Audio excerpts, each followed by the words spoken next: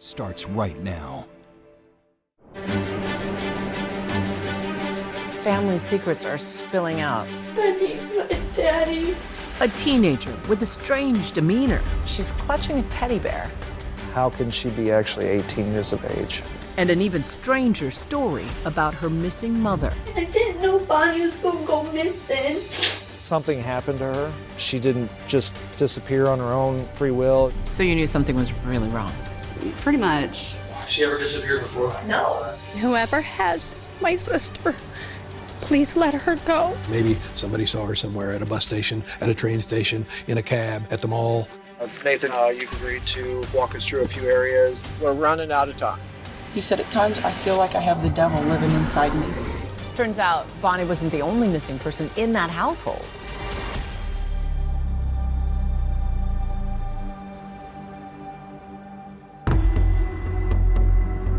Police in Alton need the public's help finding a missing woman. Bonnie Woodward was last seen Friday afternoon. It's a missing persons case that will confound an Illinois community. I didn't see anything. Flooding seasoned investigators with no shortage of witnesses. And then possibly tried to get rid of her, These interviews happening in this room right here, focusing on one person, one mother of four, whose sudden and perplexing disappearance sets off alarm bells. It all started at the end of a day's shift, one afternoon in June.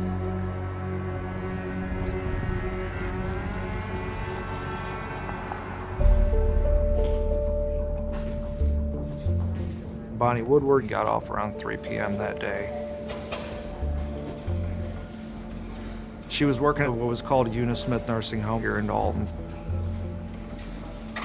It was a normal day of work for her. 47 years old, worked at the nursing home for over 25 years, I believe, and just a woman who was reliable. Being a nurse's aide that's a lot of caregiving. She did it forever. She loved what she did. She went to work, she worked her shift, and then would come home to her children every night, as well as Gary Wilmerth, who she was dating at the time. Gary knew that she had some sort of staff meeting after work from 2 to 3, so he really wasn't expecting her home until 3:34. That boyfriend, Gary Wilmerth, says he tries getting a hold of Bonnie around 4 o'clock. But his call goes straight to voicemail. Your call has been forwarded to an automatic voice message system. Because everybody was like, she would call if she was 5 minutes late. Oh no, everything she did was on a schedule. Nobody had seen her.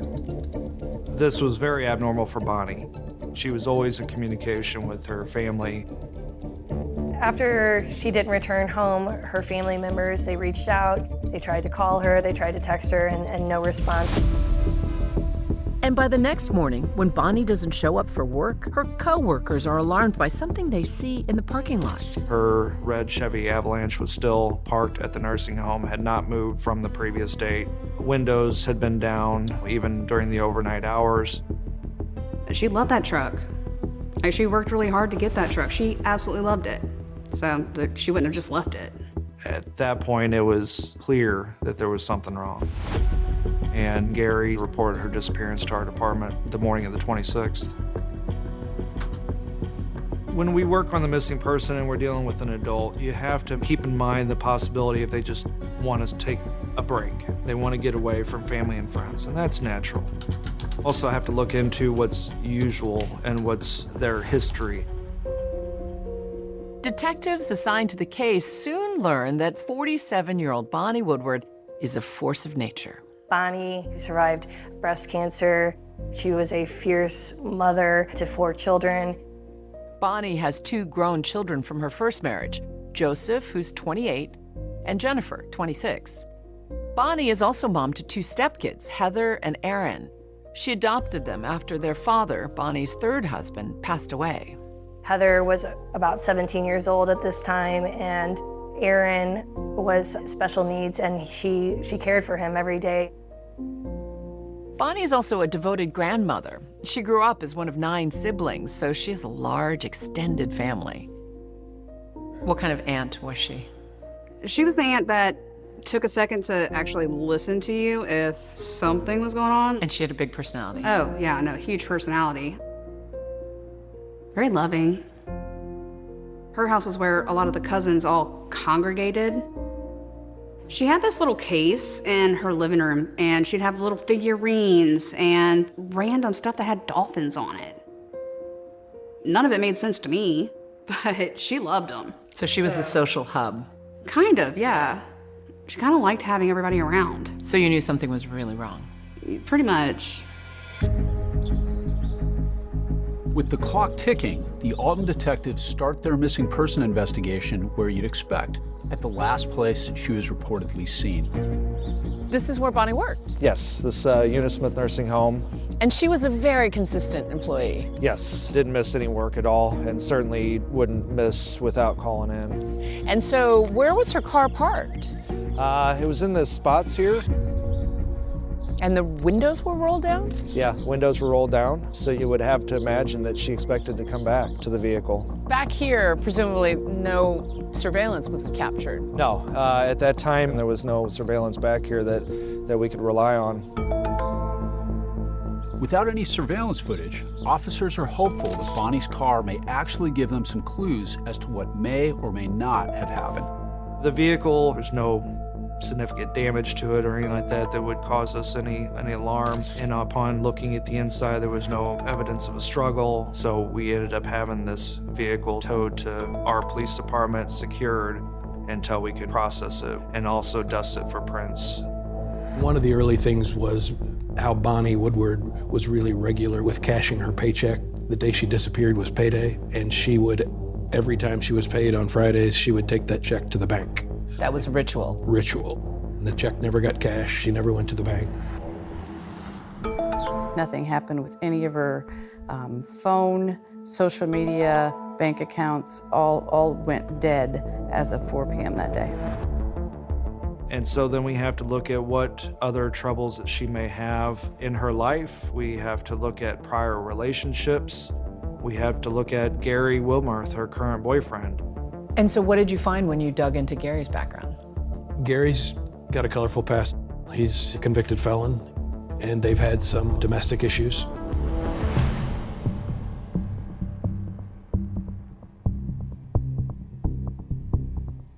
And just for the record, sir, what is your name, your full name? Gary, G-A-R-Y. Okay. Wilmarth, W-I-L-M-U-R-T-H. Bonnie was the love of my life, and she was a good-hearted woman, and I mean, she put up with me, and I mean, that wasn't easy. When Gary's talking to police, he tells them that they've been an on and off couple for about 7 years. Everything good over the past 10 months between you two? Ever any arguments or fights or domestics? Little money problem, you know, because construction's slow. Right. But we've been working it out. I mean, I'm not a good boy. I mean, I've had a record myself in the past. I paid my time, and Bonnie knew that. Bonnie still loved me. She didn't care what I did in my past. And these cops sure did. Have you heard anything from her at all since Nothing. Nothing. Bonnie's daughter, Jennifer, alibied him at home. And Gary was waiting for her to get home because She said they were both there the whole day together. And ultimately, he did end up doing a polygraph examination and passed it. But as investigators start talking to Bonnie's co-workers, they learn she was last seen getting into a strange car with an unknown man. I guess I had never seen the man before. The police wondered, could Bonnie be having an affair? Or was it something worse? Nothing is out of the realm of possibility. How did she know this person? I mean, Mom had to have known the person she got into the car with.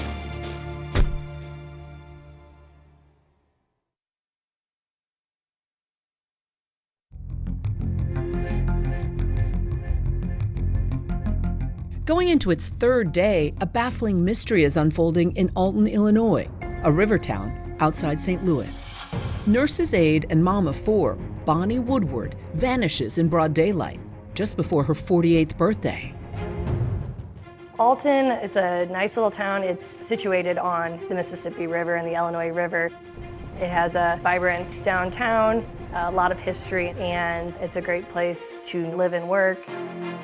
So, with no sign of Bonnie anywhere, her family goes to the media, her older brother tearfully pleading with the public. I want my sister.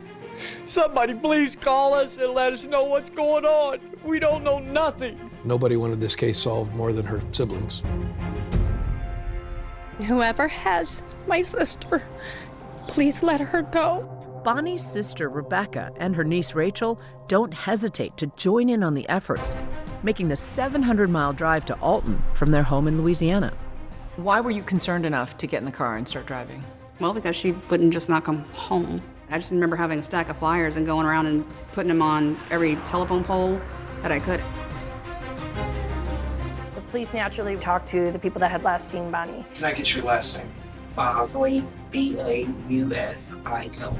Wanda Bosley was one of the co-workers that worked with Bonnie at the Eunice Smith nursing home. We have to find out how Bonnie was during the day. Was she acting appropriate? Was she, upset about anything? Okay, and so you went into this meeting, she was in the meeting. You got out around 3 o'clock and what happened then? So, well, at first, like in the meeting, I just want to say when she talks, she's loud and she seemed different to me. She was quiet and her voice was more mellow like mine now. And I remember thinking, man, Bonnie seems a little different today. After that staff meeting, Wanda says she headed to the back parking lot to get into her car. Out of the corner of her eye, she spots Bonnie. And she's not alone. She was standing, like, say if this is the back of her truck, the guy was standing here. And I was looking, and Bonnie had walked up the side of her truck to the driver's door. And the guy was just standing there. I didn't see anything strange, but it kind of seemed strange because I guess I had never seen the man before. Can you describe the guy for me? He was a white male. He looked like he wasn't very tall, maybe 5'8", 5'9" or so. He was like a medium-sized guy. His hair was a salt and pepper, more grayer than black. Turns out, Wanda is not the only coworker to have witnessed this strange sighting. Multiple people report to police seeing this mystery man sitting in a gray or silver sedan similar to a Chevy Malibu, waiting for Bonnie to get out of her staff meeting.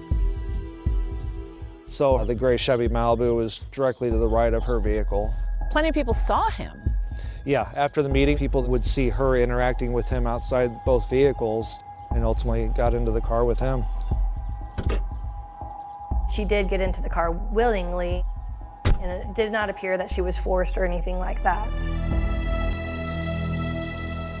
Police in Alton need the public's help finding a missing woman, 48-year-old Bonnie Woodward. The information regarding the person that people had seen on that parking lot was crucial. She reportedly was seen talking to someone inside a gray or silver Chevy Malibu. So talking to the family and friends, did anybody like a past relationship match the description?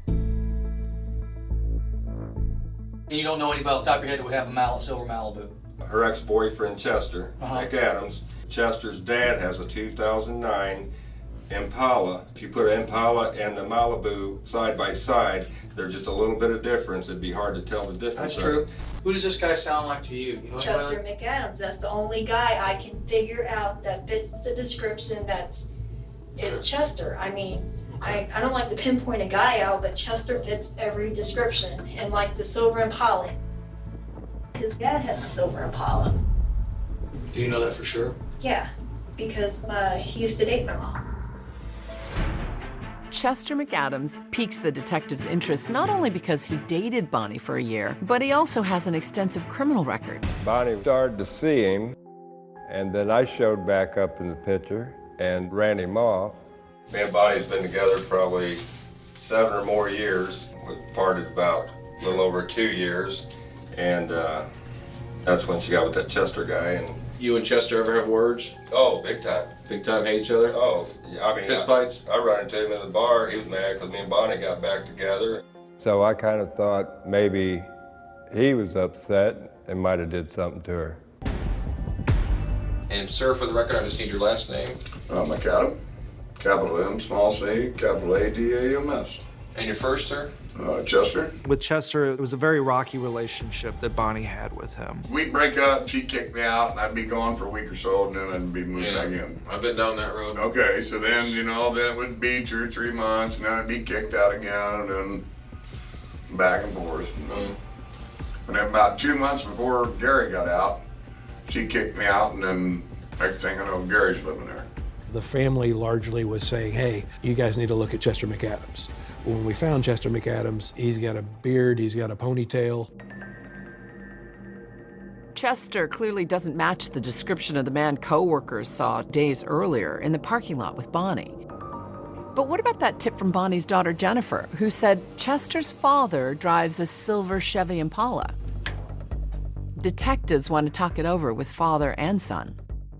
Do you ever drive his truck or Impala, anything like that? Do you ever allow him to borrow it for any reason? No. I would never ask my dad to borrow his vehicle. He'd say no. Well, I know I'd say no right off the bat. So, Right. You know. Don't even bother asking. Don't even bother asking. Well, I mean, we're investigating this missing person. Right. It could be more than missing. I mean, we could have a big problem. Yes. And yes. it could be nothing. Right. It could be nothing. Right. I mean, I hope it's nothing. Chester McAdams was willing and cooperative with us, ultimately did not have direct access to a vehicle that was like that, and also we checked in with his employer and they confirmed that he was at work, so that was a dead end for us. The family of a missing Alton woman is now offering a $5,000 reward to anyone who can find her. You have crime in this area, but you don't have missing adults too often. We have people that run away, but they're always found. But this one, she just fell off the face of the earth. We need to find my sister. We're running out of time. Everybody knows the first 3 days is critical. With both Gary and Bonnie's ex cleared, detectives are hitting walls left and right. But they're about to be floored by some information that reveals a disturbing coincidence in the Woodward family. Turns out Bonnie wasn't the only missing person in that household. Correct. I need my daddy.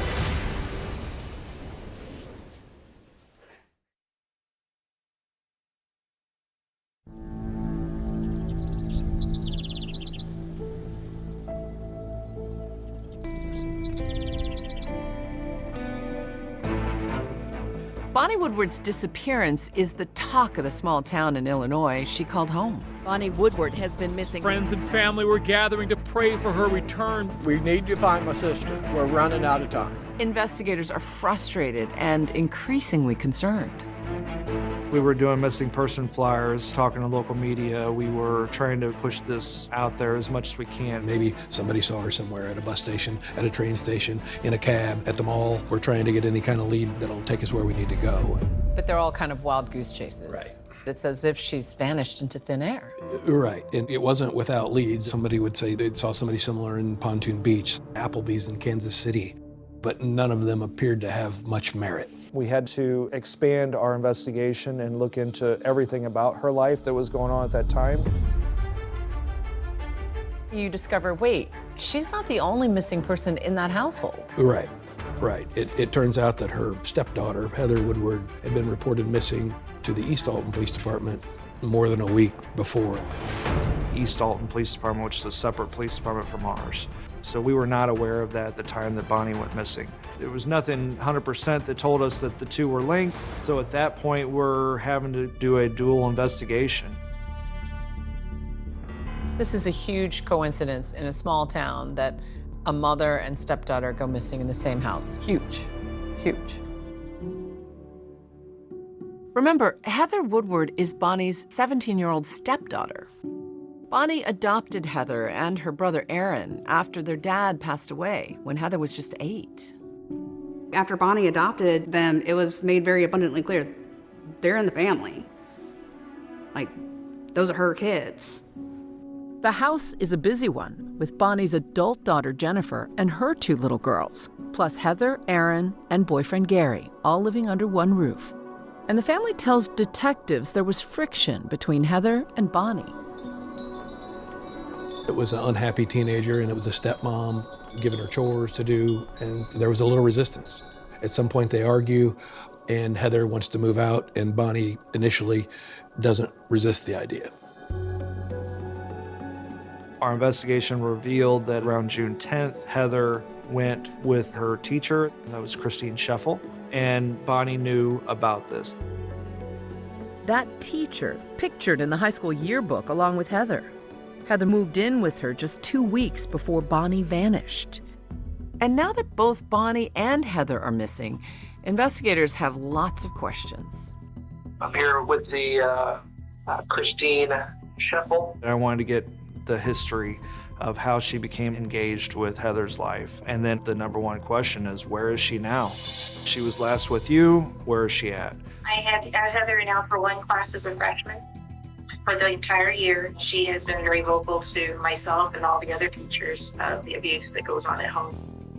Things like being slapped or thrown against a wall or woke up at 3 in the morning to wash every dish in the house. Just plain crazy stuff. And who's the one she's alleging that does all this? Bonnie.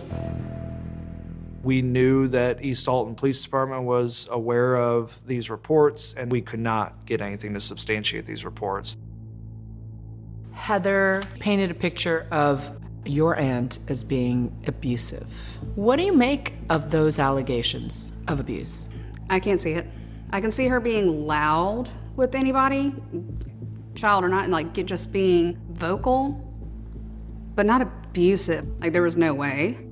Heather has been telling everyone for over a year that when she turns 18, she will be kicked out. She called and said that I'm getting kicked out and I need you to come get me. The teacher is, I believe her heart was in the right place as she's trying to help this 17-year-old child. Bonnie called us and wanted Heather back. And I did tell her she had to go back home. So she cried most of the night. And then whenever you came back on the 17th, she was gone. Right. So now, according to this teacher, Heather leaves her home on the 17th. That same day, Bonnie reports Heather as a runaway. Bonnie went knocking on doors. It was driving Bonnie nuts because she couldn't find her. In obtaining the reports, it was clear that Bonnie wanted to find her stepdaughter. And she was not getting the information she wanted from the teacher, and she was adamant that no matter what, she was going to find her. And now, detectives aren't making much headway in finding Heather either. The teacher who Heather had been living with says she has no idea where Heather might have gone. There was nothing that we could really prove that she knew where Heather was, but clearly I'm still skeptical. Are they telling the whole truth? She never called you back once to say, hey, I'm okay, or don't worry about me, or anything like that? No. With her lack of intent on trying to find Heather, and if she was that much of a mentor to her, why wasn't she more concerned about Heather's whereabouts if she didn't know? To us, it seems odd. Are you concerned about her welfare? It's odd that she hasn't called you, is what I'm a little concerned with. I believe that she's with somebody. I mean, I don't think that she's off by herself. But I think she just doesn't want to make sure I don't get in trouble or, I mean, she's a smart kid. Heather's teacher's interview only raises more questions for investigators. Are these disappearances linked? And if so, how?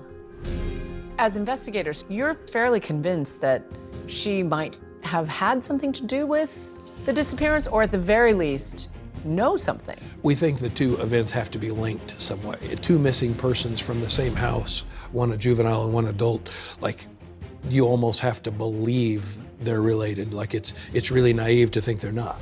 After almost a week and no sign of Bonnie, her family's anguish turns pointed, lashing out at that mystery man from the parking lot. You let my sister go, and I'll come and get her. I want my sister. I felt like Heather had the answers that we needed. We believe she was the key to finding Bonnie. And that's when police get a game-changing phone call from a nearby library. I had heard it over the police scanners. It was very strange. It seems someone showed up there with a teddy bear and a story to tell. Pee, Mr. Bear.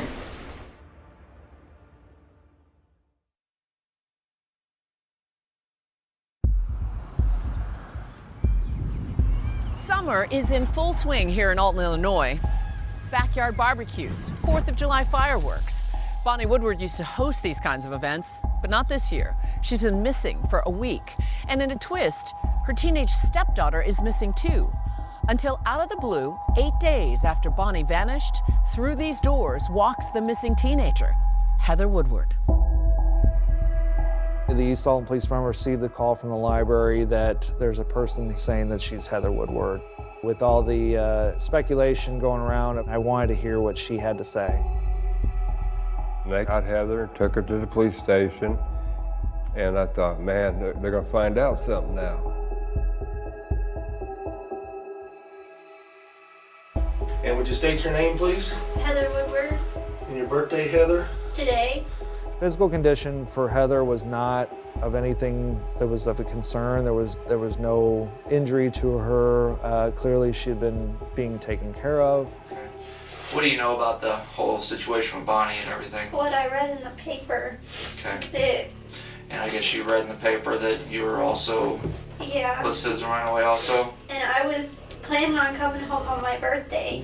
That was the plan, so I didn't have to go back to Bonnie's house. I was taken back that how can she be actually 18 years of age? Like these stupid, small, claustrophobic rooms. I need my daddy. I have to pee, Mr. Bear. But she's clutching a teddy bear. Yes.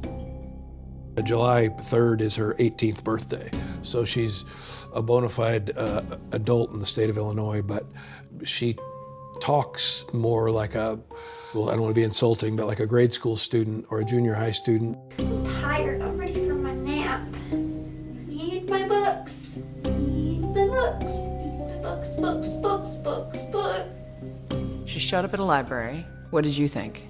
That it was absolute. What do you mean by that? Like, why are you showing up at a library? Who brought you? Where did you come from? Where have you been? Something doesn't smell right. Pretty much. What made the decision that you would go to the library? Why not to the police department or something? Because I always go to the library. I walk there all the time, and I wasn't comfortable walking to the police station. Do you think you're in any trouble? I don't know. I'm scared. Because you had a lot of people concerned about you. We don't know what happened to you. We don't know what happened to Bonnie. I haven't talked to my mom. Heather's thought of it wasn't that big of a deal that Bonnie had disappeared. It didn't come across to me that she had a lot of concern about where Bonnie was at the time. What do you think happened to her? I don't know. I thought that maybe she hid to draw me out, and then she'll come out now that she knows that I'm home. That's what you thought? Why would you think that? Because sometimes that's just the way Bonnie is, and she can be mean, and I don't know, she's just mean. You know, I gave her the safe space to talk to me about situations in the home, and pretty much the extent of it was that she was being made to do chores and clean the house.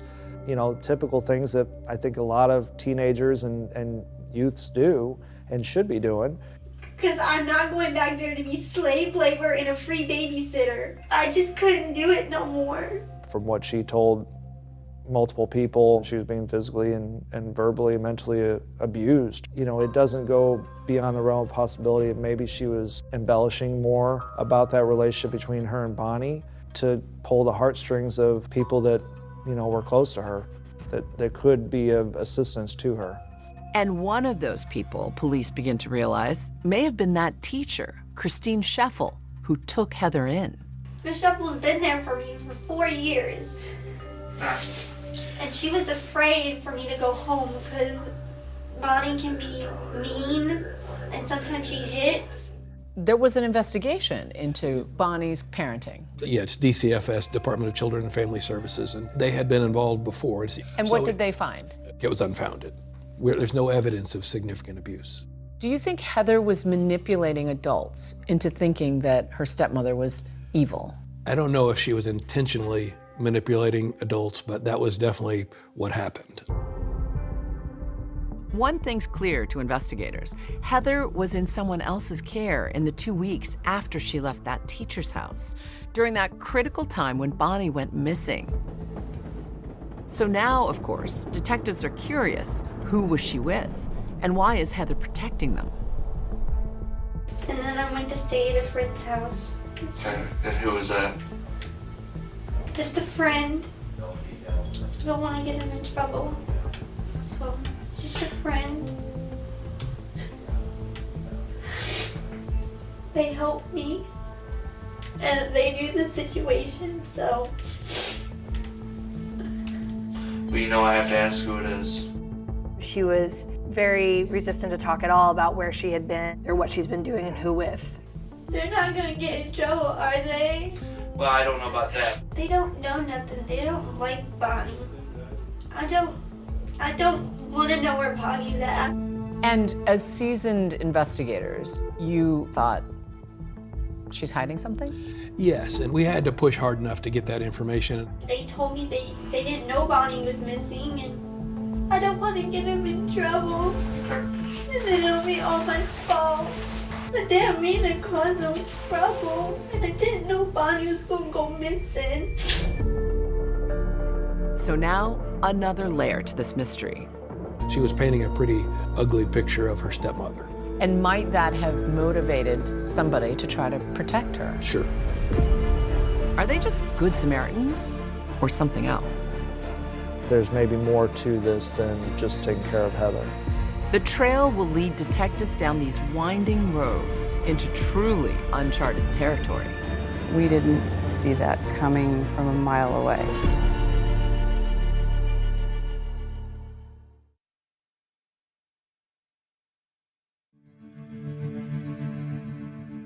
Bonnie Woodward disappeared in Alton June 25th at about 3 in the afternoon after getting off work. Her family members haven't seen or heard from her since that day. Bonnie Woodward has been missing for over a week. Her boyfriend of 7 years, Gary Wilmerth, says he catches glimpses of her in every passing stranger. There was times I could be at a store, pass somebody on the street, it could be the color of their hair. I remember talking to her grandbabies. They said, "Are you gonna bring Grandma back? You got a picture of these little bitty girls looking at me. Where's Grandma?" I just thought in my heart she was gonna come back. And I wasn't taking no for an answer. She was coming back. And investigators say they aren't taking no for an answer either. Bonnie's now 18-year-old stepdaughter, Heather Woodward, who also strangely went missing a week before Bonnie, has now suddenly reappeared. Okay, Heather, we just need to ask you a few things here. After hours of questioning from detectives, Heather seems finally ready to reveal the identity of the people she says helped her run away. They're not gonna get in trouble, are they? I don't know about that, but I want to at least know where you been. I want to make sure that you were safe. I stayed with some people from the church. Do they have any kids your age? Nathan. He's my best friend. Okay. So is Nathan Carroll's family? Okay. The police department had learned that she had been at the Carroll house. Heather had told Roger Carroll and Monica Carroll that she had run away from home because Bonnie was mean to her, and that she had gone to the Carroll house to hide from Bonnie until she turned 18. Both Monica and Roger were in the medical field, and their son Nathan was a typical 16-year-old high school student. There was no criminal history on record for them, no police involvement, no arrests or anything like that. The Carrolls go to the same church in Wood River, so the Carrolls get to know Heather, I think, on church-related activities. And one of those church activities they went to, a graduation party for Heather and other seniors, just 2 weeks before Bonnie went missing. We obviously had to explore the avenue of, are they involved with Bonnie? I think the police were like, well, they had, Heather at the house, then what else do they know? We went to their listed address in the Jersey County area. They're living in among 60 acres of property. It's just a lot of wooded, open land. What jumps out at you about Roger Carroll? He's in his 40s with the brownish gray hair, 5'10"-ish. His primary car is a silver 2005 Chevrolet Malibu, which is the suspect vehicle description. We tow the vehicle to our police department and ultimately process this vehicle for any evidence related to our case. This investigation is now shifting into high gear. Monica and Roger Carroll come in for questioning. You are Roger William Carroll, Jr. I don't want to answer any more questions until we speak with our attorney. Okay. You decided to be invoke your right to counsel, correct? Yes, sir.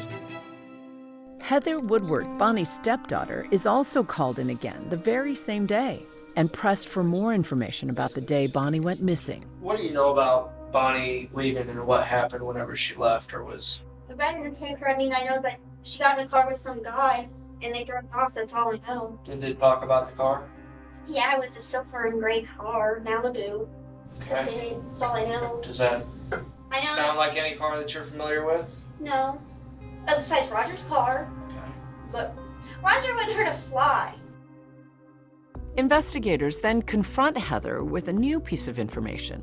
They found out that she and the Carrolls were together at a lake house in the days just before Bonnie went missing. They went down to Monica's parents in Goreville, Illinois, on a small trip, just the four of them. And detectives grow even more suspicious when Heather shares that Roger and his son Nathan returned home by themselves on the same day Bonnie disappeared. Roger and Nathan came home on Friday. We came home on Saturday, me and Monica. Why did they leave on Friday? Monica told me that he just wanted to get home, and he made Nathan go with him.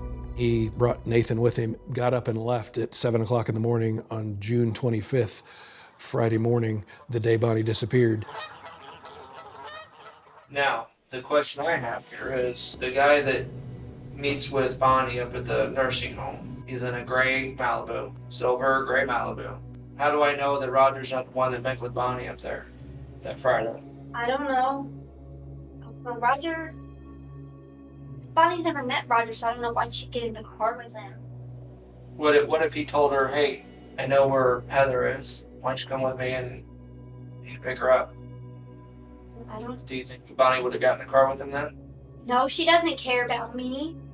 So you have a lot of circumstantial evidence, but nothing that cracks the case open. It is all circumstantial. There wasn't enough to link Roger Carroll or Monica Carroll to Bonnie's disappearance. However, both of them at that time were charged with harboring a runaway. Both Roger and Monica plead not guilty to this charge, but this turns out to be a helpful tool for investigators. In getting those charges, we can also get fingerprints, we can get photographs. And then you put Roger in a lineup. We did. We used this mugshot primarily with the employees at Unismith. And that did not come up with a match. It did not. That resulted in no positive IDs. The family members must be chomping at the bit at this point. They are, but sometimes the cases move when they want to move. Did you feel like there had to have been somebody out there that knew more than they were saying? I think anybody that is just trying to locate a loved one often feels like somebody's not talking or somebody's lying. Summer winds to a close without Bonnie Woodward and without answers, until news of a body found on the banks of the Mississippi River here in Alton, Illinois, leaves her loved ones holding their breath. Every time a body comes up, we call. 51 days exactly. She's been gone, and we have not one solid answer. That body, it turns out, is not Bonnie Woodward. But a break in the case is coming. The lab results from Bonnie's abandoned truck are back, and the results are stunning. The crime lab comes back with a very significant hit. Yes. You understand what we're trying to tell you right now? There's new physical evidence in this case. I said, we have to jump now. This is our time. I'm thinking I'm gonna die. It's crazy, absolutely crazy.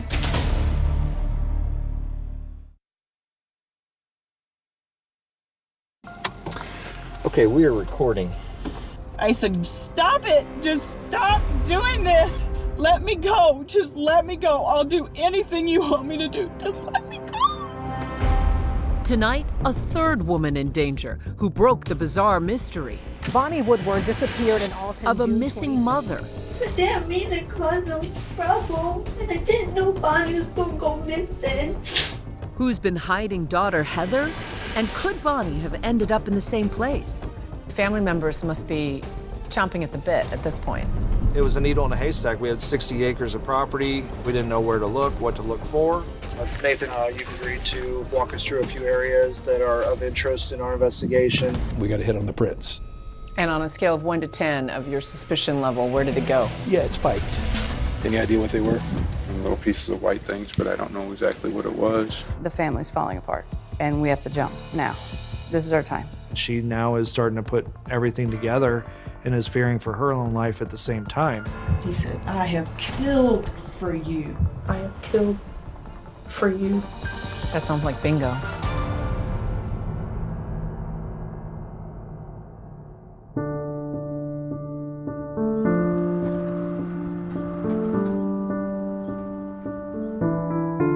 Summer has turned to fall in Alton, Illinois.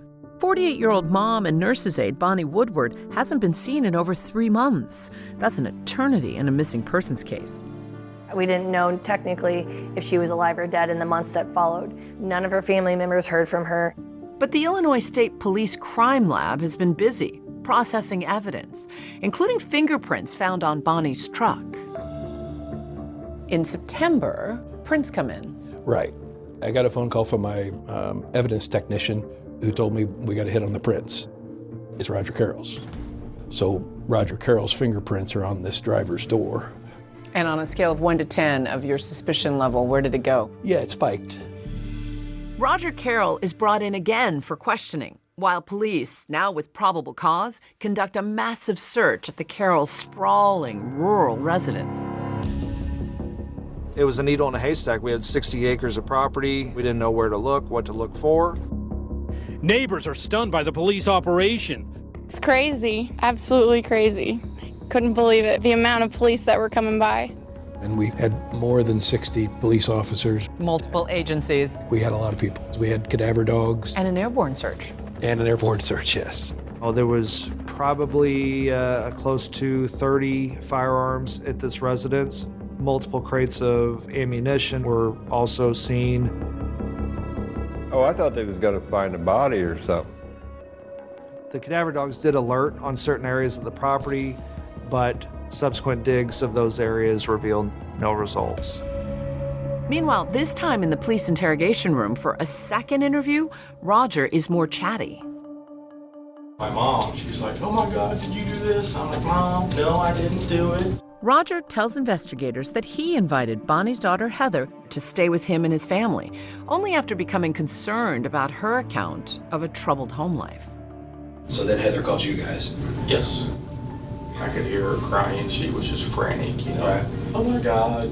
Bonnie called and said that she's going to come get me tomorrow, that I have to pack my stuff up, and you know, I don't know what I'm going to do. And right. So she kind of played on your soft hearts and said, can I come stay there? Well, she never said, can I come stay? Just to be honest about it, I'm the one who said, hey, you know, this is a bunch of crap. Why don't we just go, you know, she can stay with us. Okay, okay. I'm the one that said that. As far as Bonnie, you've never had a conversation with that woman, and you've never been face to face with that woman. You know where she lives, but you've never, other than you've driven by there, but 2 times, right? Yes, that's correct. And you've never been in her vehicle, and you've never had occasion to handle her vehicle or touch her vehicle. That's correct. But there's one little detail investigators have been deliberately coy about when talking to Roger Carroll. So finally I was, at the end of the interview, I was like, how do we explain it that your fingerprints are all over her driver's door? He stumbled just a bit and says, Then I've been trained. I mean, no, there's no way that my fingerprints are on that car door or my DNA is on that car door. There just is no way. He's asking, like, my prints aren't on that door. I'm like, yeah, well, yes, they are. I don't see, there's no way my fingerprints are all over the door of that car. They are. So he denied it still, and the interview terminated pretty quick after that. Not only were his fingerprints found on her car, but he denied ever having met her or ever been there and ever been in that parking lot. So what do you make of that? What? That he's lying? There's a third interview with Heather. Heather stays firm during this interview that she didn't have anything to do with it. Bonnie went missing around 2 to 3 o'clock in the afternoon. And his prints are on Bonnie's truck.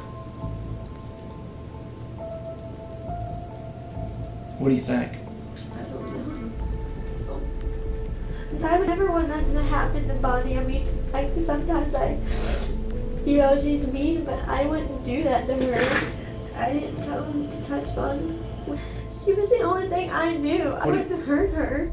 The police processed Roger's gray sedan, but here's the thing. They don't find any fibers or DNA belonging to Bonnie or even her fingerprints. And they don't come up with much of the Carroll house either. After the search in September, there was really no evidence found at the residence that 100% put Bonnie there at the Carroll property. When you take somebody to trial for first-degree murder, you better be right and you better be ready because you only get one shot. We still didn't have Bonnie's remains. We didn't know if Bonnie was alive or dead at that time. And what we did know is that Roger Carroll was lying. Roger Carroll, based on the lies that he told, was charged with the offense of obstruction. Family members and friends felt that he needed to be charged with murder, but based on it only being a circumstantial case at this point, that would have been quite a stretch for us. So the case goes cold. Your aunt is still missing. What was that like for your family? I know that it was very hard emotionally for many family members. It would take 8 years and one newly installed prosecutor combing through a pile of Madison County cold cases. And the first one you stumbled on was Bonnie Woodward. First one, Bonnie Woodward. To breathe life back into Bonnie Woodward's investigation. Jennifer Mudge decides to try to open a cold case, but even before you could relaunch anything, you get a startling phone call. I got a call from Roger Carroll's neighbor, and he's asking me, he's like, do you know what's going on at the Carroll's house? I said, God, Roger, stop it. Just stop doing this. Let me go. Just let me go. I'll do anything you want me to do. Just let me go.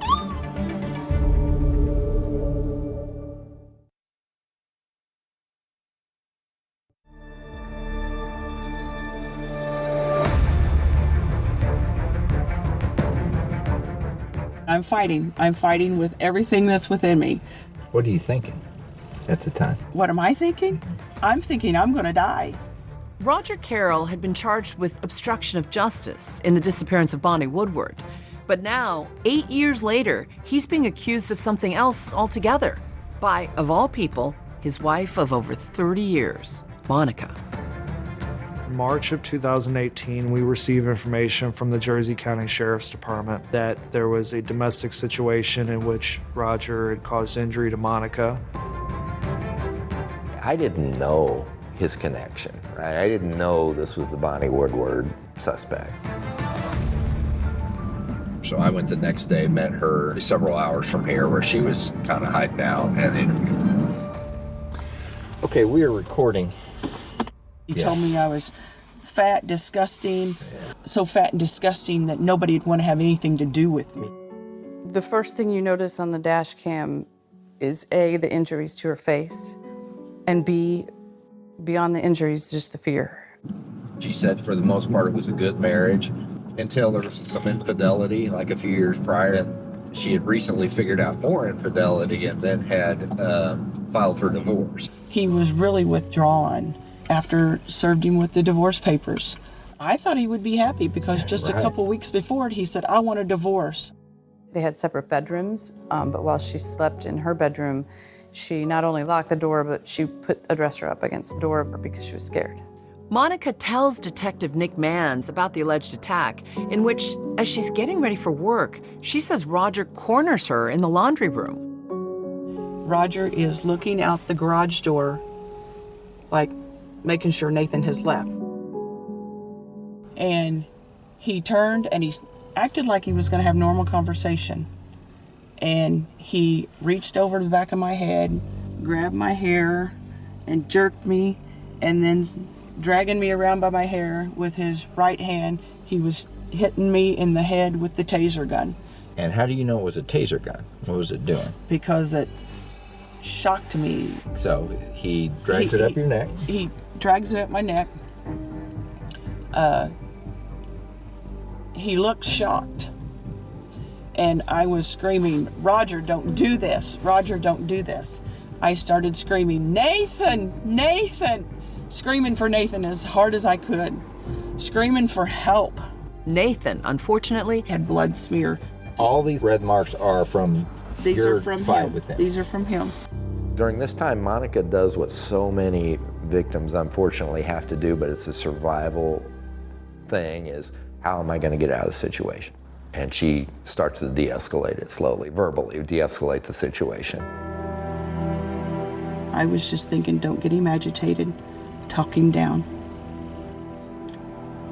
And I said, Roger, you've been a good dad. You were a good husband, but you're not the man that I married 30 years ago. And he'd said it before. He said, I know. I'm not that same person. He said, I am a monster. He said, I have so much anger and hate in me, and I can't control it no more.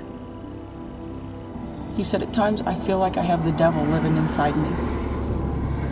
Eventually that got to the point where he allowed her to get up and get ready for work and go. As soon as I got in my car, I hit the lock button, put it in reverse, and took out. Then she provided us information that she knew him to possess firearms, and she believed him to be suicidal at the time. He says, I've been thinking about just going out into the woods and never coming back. Detective Mann says he went to search for Roger the morning of the alleged attack.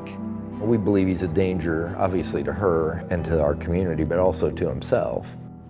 So I'm driving down this road, which is Creek Road, which is where he lives. And this is actually, that would be his house at the time. He and Monica lived there. That was their home. I keep going up this hill. You can see it's pretty rugged terrain. I don't even realize at that time that this is his property. So I go up here and I go left and I drive across this field, and I get out of my car. And when I get up along this trail, I see something down there, and I keep moving closer, and it's him. Roger was lethargic. I felt in his jacket pocket, which turned out to be a bag of needles, of syringes. Then I found a vial of what I knew to be insulin. I asked him if he was diabetic, and he said no, that he had hurt his wife and that he was trying to kill himself. But I called my dispatch and said, send an ambulance this way. What's the ambulance? No, this guy's not diabetic. He took insulin. Attention, Brighton Rescue, Creek Road, for 52-year-old male. Took an overdose of insulin, suicide attempt. But what Detective Mann soon learns is that his fellow investigator, Scott Golicky, has been looking at Roger Carroll as Bonnie Woodward's possible killer. Immediately, Scott and I said, the family's falling apart, and we have to jump now. This is our time. Because at that point, you double down on every member of the Carroll family. Right. We need a talker. They need a talker, and they're about to get one. And investigators get a story they had not prepared for.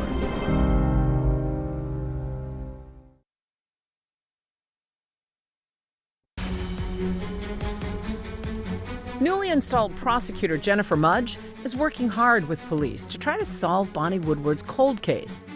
They believe they can break it if a Carroll family member talks. As detectives are talking to Roger Carroll's wife, Monica, they get intriguing new info. She remembers her husband taking a peculiar interest in Bonnie Woodward's daily life before she disappeared. Monica talked about conversations that she thought was odd about where specifically Bonnie worked, what type of work schedule she had. I don't remember what shift she worked or, the days, but I remember those were in conversation. I just remember thinking that it was very odd that he's asking all these details. She now is starting to put everything together and is fearing for her own life at the same time. Looking back on it now, I've been scared for a long time, but I wasn't to the point to admit it yet. But the really chilling words about Roger, that was still to come. He said, I have killed for you. I have hurt a lot of people, but I killed for you. And I think that's Bonnie. Meanwhile, Roger is released from the hospital after his insulin overdose and is brought directly into police custody. You sit right there. Where Detective Golicky greets him again after 8 long years. Roger. What are we doing? What's going on? Remember me, Scott Golicky? So after all that, you sit down with Roger years later from the last interrogation. Yes. Is he a different man? Yes, we both aged a lot, and probably me more than him. After the domestic, he was clearly suicidal. And so when I see him, it's not his best day. You know, I had to say a word, but if you want to hear me out, I think it might be worth your while, but it's your prerogative. You're driving this bus. I had started it with, hey, Roger, you don't have to say anything if you don't want, but we've opened this case. This train's coming down the road. I think what's going to happen now is that this is a homicide investigation, and it's moving in that direction. I was basically telling him charges on this case are now imminent. But some of the intimate details and the specific details, only you know. It's the right thing to do for Bonnie herself, also the right thing for you. There's no way you're enjoying living with this. But if Detective Galicki is counting on a crisis of conscience from Roger Carroll, he's about to be disappointed. We've opened this case. This train's coming down the road. Like, I'm giving you an opportunity to try to mitigate the circumstances. Are you comfortable with the whole situation? Well, no. I mean, I'm not going to talk to you. Call my attorney, please. Like, I interviewed him for an hour and some change, and really for 55 minutes, he just didn't speak. Since Roger completely clams up, they bring his wife Monica in again. And turns out she does have more to share. So you had a feeling that something wasn't right? Something happened. Otherwise, I think you would have questioned it. Your internal feelings. Said that something wasn't right. Yeah. That things weren't right. When he said that he's killed people for me, to protect me and Nathan, I know that's not right. I know it's not right that he should kill someone, feel that he has the right to kill someone to protect me. And you're not aware of anything else in your history with Roger or, with Nathan that he would be talking about other than Bonnie Woodward. Right. The only person that come to my mind would be Bonnie.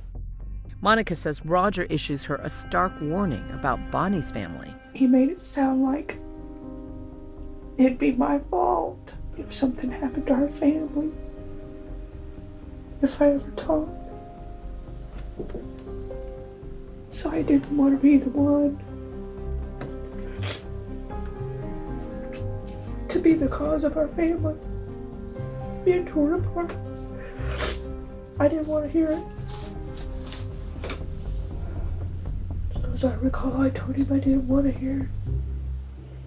We knew that Monica was not there at that time, and we were also pretty confident that she didn't show up until a day later. That's when Monica describes approaching their son Nathan with her suspicions. I told Nathan that Roger told me, I have killed for you. And he was like, don't ever repeat that, Mom. Don't ever repeat it. But what might it take for Nathan to start talking?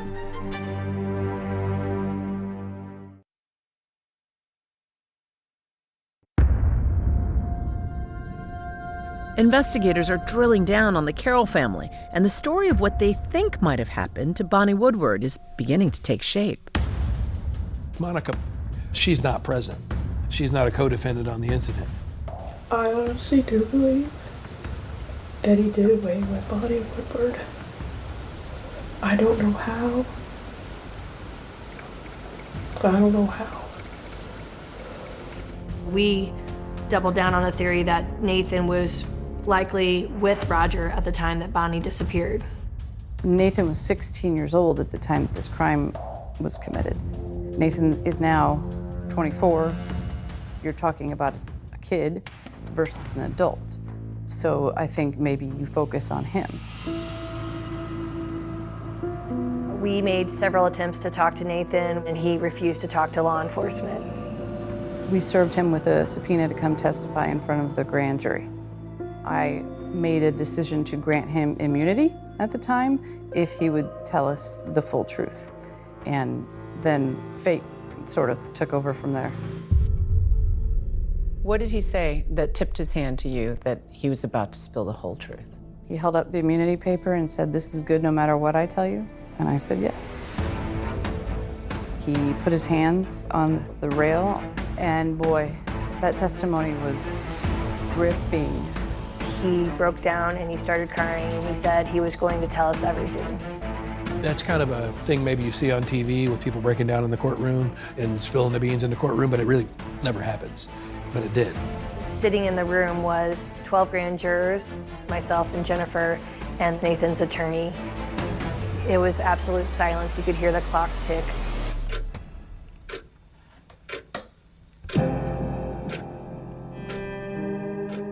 It's like watching the weight of the world being lifted off this young man's shoulders. He told the entire story about what happened that day. He says that he's on vacation with his whole family. They have Heather there. And his dad said to him the night before, "You and I are leaving early tomorrow." And they drove to Eunice Smith Nursing Home, and his dad said, "Good, she's at work." Then after they get home, Roger changed clothes, clipped his fingernails, he shaved, and retrieved his Stoger 9mm from the house and left Nathan there by himself. He told Nathan he was going to get Bonnie. Nathan set up a tent in the backyard. The tent in the backyard was essentially a death trap to lure Bonnie to the backyard and not into the residence. He's eating lunch. Next thing he hears is 8 or 9 gunshots, and they're close. They're in his driveway. He walks outside, and that's when he sees feet with tennis shoes on and tan scrubs. There are a few things that stay with me, like he remembers that he was eating leftover deli meat sandwiches from Heather's graduation party. If you're making a story up, you don't go that detailed into what kind of lunch you're having. But the next detail may be the most disturbing of all. Nathan tells the grand jury that his dad had him light a fire in the backyard and testifies he watched as his father loaded Bonnie's body into a bucket loader, a tractor with a scoop on the front of it, and bring her to that burn pit. And they start a massive fire. It had to be stoked all day, all night, every couple of hours. And Roger had Nathan help him do that.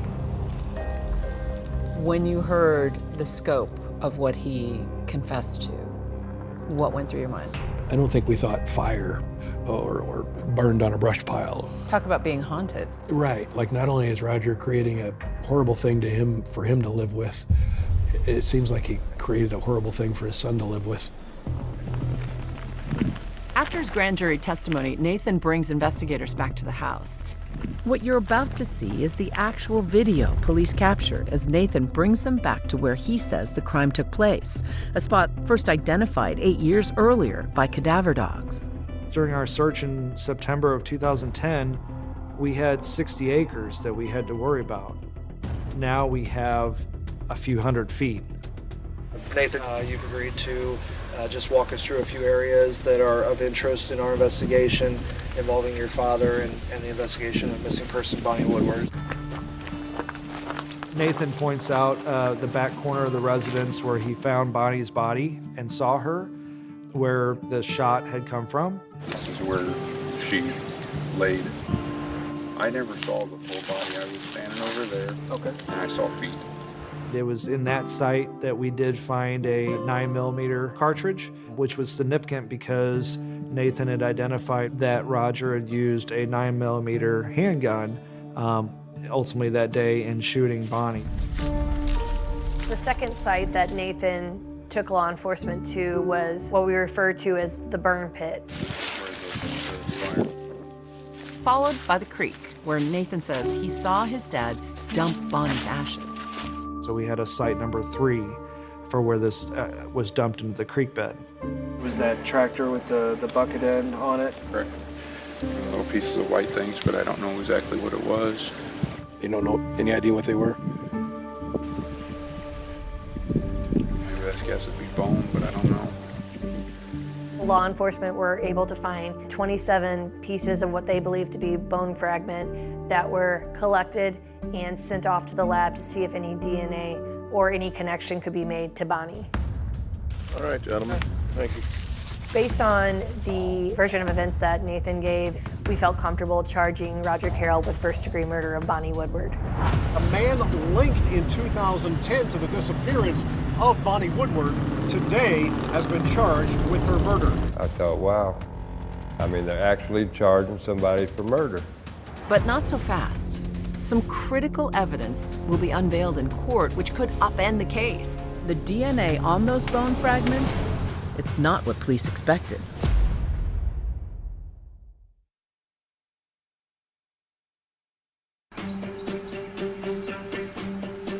Roger Carroll pleads not guilty to the murder of Bonnie Woodward, but he's facing some tall odds. He may just not understand how tall. One of the key pieces of evidence turned out to be a sassafras tree. Yes. Tell me how you decided that you were going to try to bring that into the courtroom. I'll be honest, we didn't decide it. It was kind of thrust upon us by an investigator in Jersey County, and all of us were kind of like, yeah, go ahead, whatever. It isn't every day a tree becomes a star witness in a murder trial, but this was never your ordinary everyday case. So how would it factor in? Well, that and over 100 other key pieces of evidence are finally being presented in court, nearly a decade after Bonnie Woodward went missing. I thought everybody'd give up. I mean, I didn't know what else to do, and him being charged with Bonnie's murder gave me life again. And I thought, let's do it. The why question is very difficult in this case because there's not a clear-cut motive. Given what you were up against, the fact that you didn't have a body, you didn't really have a motive, you didn't have a weapon, how confident were you that you could get a guilty verdict? My partner and I said this is just never going to get any better. We have everything we're ever going to get, so we thought we'd swing the bat. In my years as a prosecutor, I did 5 cases where the victim's body wasn't found. And it's a gamble. So sometimes what you'll do in lieu of that is you have the person declared dead. It can, depending on the case, really help the jury. We took note that now it had been 8 years that Bonnie had not been seen.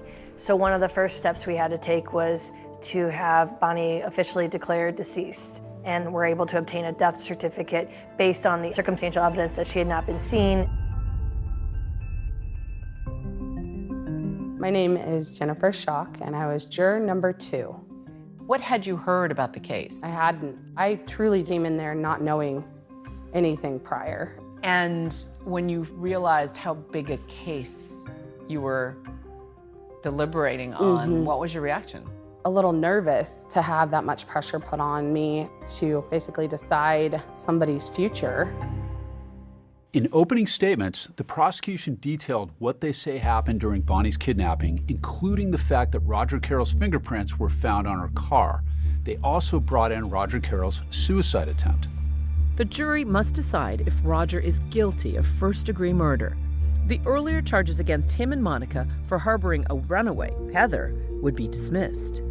The defense opened up by vowing to poke holes in the state's case, particularly taking aim at the son, Nathan Carroll, telling the jury his story changed only after being granted immunity, or what they called a golden ticket. Nathan was on the stand for a good 2 to 3 hours, maybe more. I mean, just like in the grand jury, you could hear a pin drop in that courtroom while he's testifying. Because family secrets are spilling out in this courtroom. Yeah, I mean, he's telling a cold, hard, disgusting story that clearly there was no doubt that was truthful. Nathan testifies that he heard gunshots and told the jury in gruesome detail how he helped his father burn Bonnie's body. I think Nathan realized his dad tried to kill his mom, and that's just crossing a line. If you think about Nathan, he is a child, and he's being controlled by dad, and he witnesses something horrific. The son, Nathan, testifies. And I'm told that it was a very stirring, powerful testimony. What do you remember of it? I remember that after Nathan testified, it was completely silent. It was just a silence through the whole entire courtroom afterwards. Nathan's testimony doesn't really make sense. Nathan keeps saying he's reluctant, he did it anyway. Why would Nathan help his father do it? What's in it for him? It's a big mystery. Nathan can be hard to read. He was ashamed. He knew what he had done was wrong. He knew what his father had done was wrong, and he knew that helping clean up was wrong. He was very remorseful. A lot of the trial was built around corroborating what he was telling us was the truth. We didn't want the jury to just have to take Nathan's word for it. We wanted to show that it fit and matched all the forensic evidence in this case. But the defense just keeps chipping away at that evidence, including those 27 bone fragments that were found on the property. In fact, there's a rather big bombshell in store for the jury. Bones were found, but they're not the bones of the deceased. We were never actually able to find DNA of Bonnie Woodward on these bone fragments. We were able to say that these were bone fragments believed to be of human origin, but we could not definitively say that they were Bonnie Woodward's.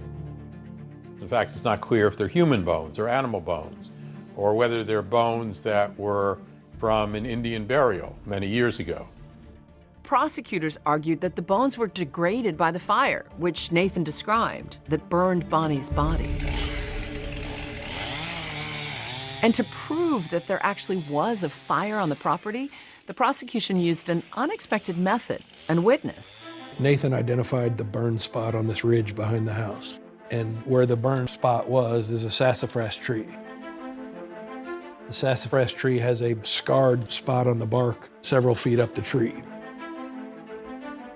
So we go over there and cut down the tree.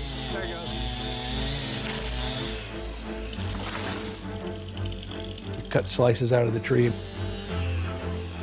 We sent him off to a botanist. He examined the tree, its age, its growth rings, and said that tree was damaged in the early growing season of 2010, spring or summer. That tree damage, according to the testimony of a botanist from the University of Wisconsin, was reminiscent of a fire and appears to have happened at the same time Nathan claimed Bonnie's body had been burned. As a prosecutor, why is that critical? That fire, others have testified, had to be quite large to burn a body like that, down to the fragments that we found. There's a question, was there actually evidence of a fire? Or is it a fire around the time of 2010? Or is it not a fire? That's questionable. Heather Woodward, Bonnie's stepdaughter, takes the stand and tells jurors that she told Roger about Bonnie's whereabouts and her work schedule. How did Heather do on the stand? What was her testimony like? It was pretty short, and I think the way that Heather was in the police interviews is the way she was on the stand. I never want nothing to happen to Bonnie. I mean, sometimes, she's mean, but I wouldn't do that to her. Her testimony, it pretty much tracked with that, but it was clear to those involved that she had not participated in her mother's death. What made her cry on the stand, do you remember? Every time she cried, it was because she said, I never wanted this to happen to Bonnie. I never meant for this to happen to Bonnie. Bonnie's boyfriend, Gary, took to the stand too and told the jury about what was lost when Bonnie's life was cut short. He wouldn't look back at me for nothing. I kept looking across where he was, and he wouldn't look at me, so I started talking to the jury to my right, and I said he took away a good woman, mother. I'd let him know what kind of person Bonnie was. I have an old supervisor, before I started my very first no body case, which I'll never forget, he said, always remember, the jury can see the soul of your victim reflected in the eyes of those who love them. When it was their turn, the defense team laid out a case that pointed the finger at Nathan as Bonnie's killer and argued that without him and the so-called golden ticket, the state's case was just circumstantial. Nathan didn't have a choice. If Nathan didn't help his father dispose of this crime, Nathan's a dead man. And let's not forget, he was a barely 16-year-old boy. Roger did not testify at trial. It's his choice whether or not to testify, and he decided not to. He was advised not to testify. Many attorneys advise their clients not to testify because, for one thing, they think it will shift the burden. They think the jury is going to look at whether they believe the defendant And suddenly the defendant has to prove his innocence, which he normally doesn't have to do. After 5 days, the case is now in the hands of the jury. It was back and forth all the way. Those moments are always very tense. We would get close, and then somebody would say something else, and then it would throw everything off. What was the hang-up then?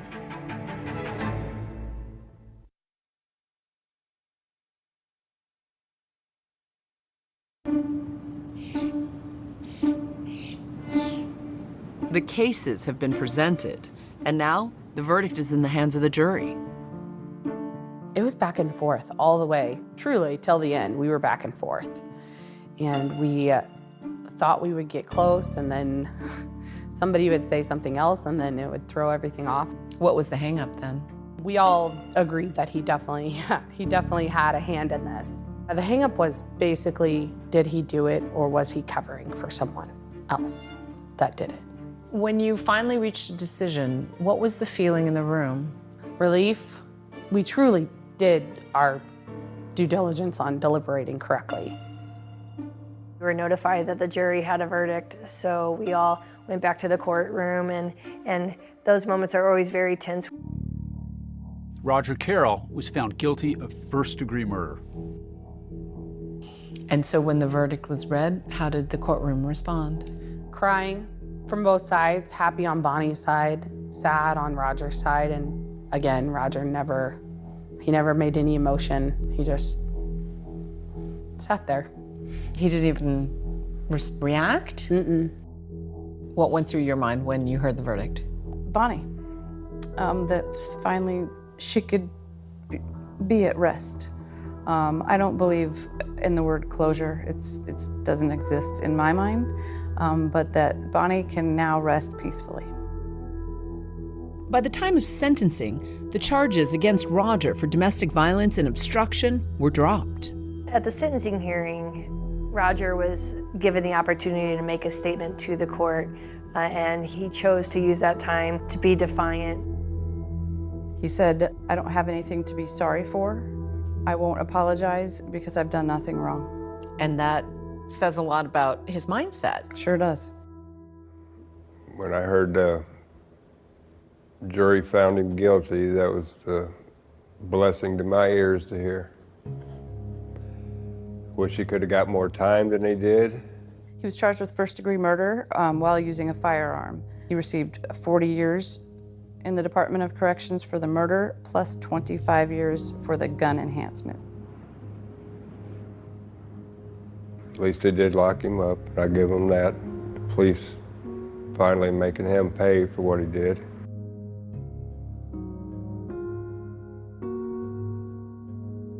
Roger Carroll robbed her kids, her grandkids, friends, family.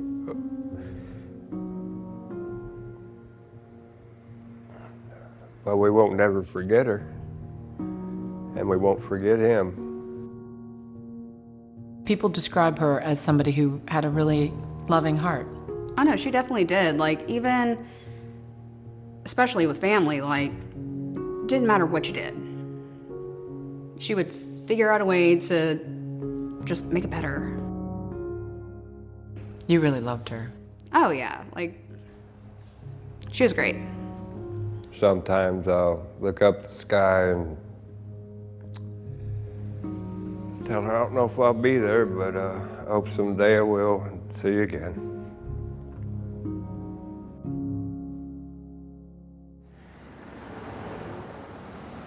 So many of Bonnie's loved ones wishing they could see her again. Bonnie Woodward's killer, Roger Carroll, is appealing his conviction. He was granted permission for that appeal by the Illinois Supreme Court, and his case will likely be argued this fall. That's our program for tonight. Thanks for watching. I'm Deborah Roberts. And I'm David Muir from all of us here at 2020 and ABC News. Good night. Sheriff's office, make yourselves known. No, it's just a little crawl space. This is a dark, creepy space. You got to be ready for anything. Absolutely. The clock was ticking. We needed to find them. The steepest stairs I've ever seen. The Haldersons are gone. They're missing. Well, what do you mean they're missing? I can't even comprehend what that means. The story is a couple came and picked them up and took them to the cabin. And nobody knew who that couple was. There was a concern that Bart and Krista had been kidnapped by this couple that picked them up early that morning. There were all these questions. For each answer you get, there are 17 more questions. What's going on in the household? You know, what aren't we discovering? This case really highlighted how social media tracks everything.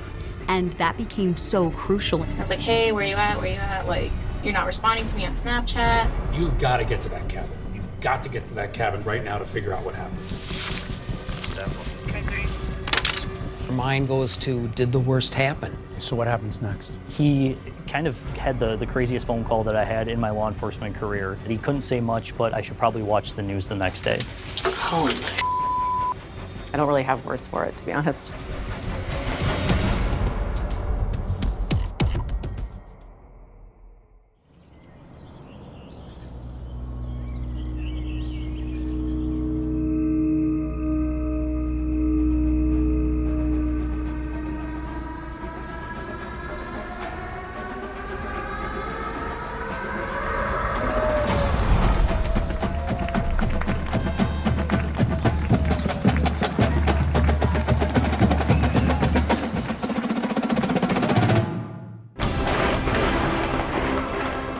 Fourth of July. It's a day when people come together to celebrate our independence and the spirit of America. And that's what you'll see in Madison, Wisconsin. 4th of July celebrations have been going on all weekend, but of course Americans are going all out today. The lakes are really core to the identity of Madison. Just being around water, being around nature is really big to a lot of people here.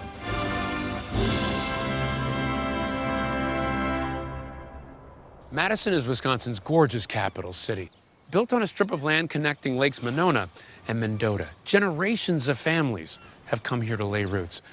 But as residents of a small town just north of here would come to know, secrets, lies, and betrayal don't stop at these shores.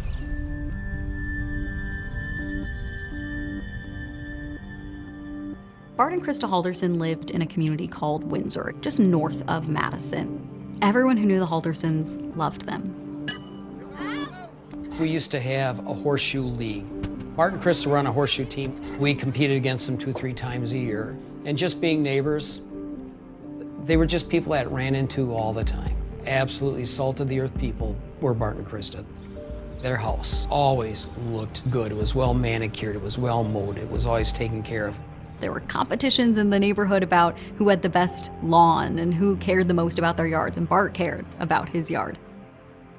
Krista is an administrative assistant for a local auto shop, and Bart is an accountant. Bart and Krista, they weren't rich, but they were comfortable. Yeah, they were just regular people trying to do their best.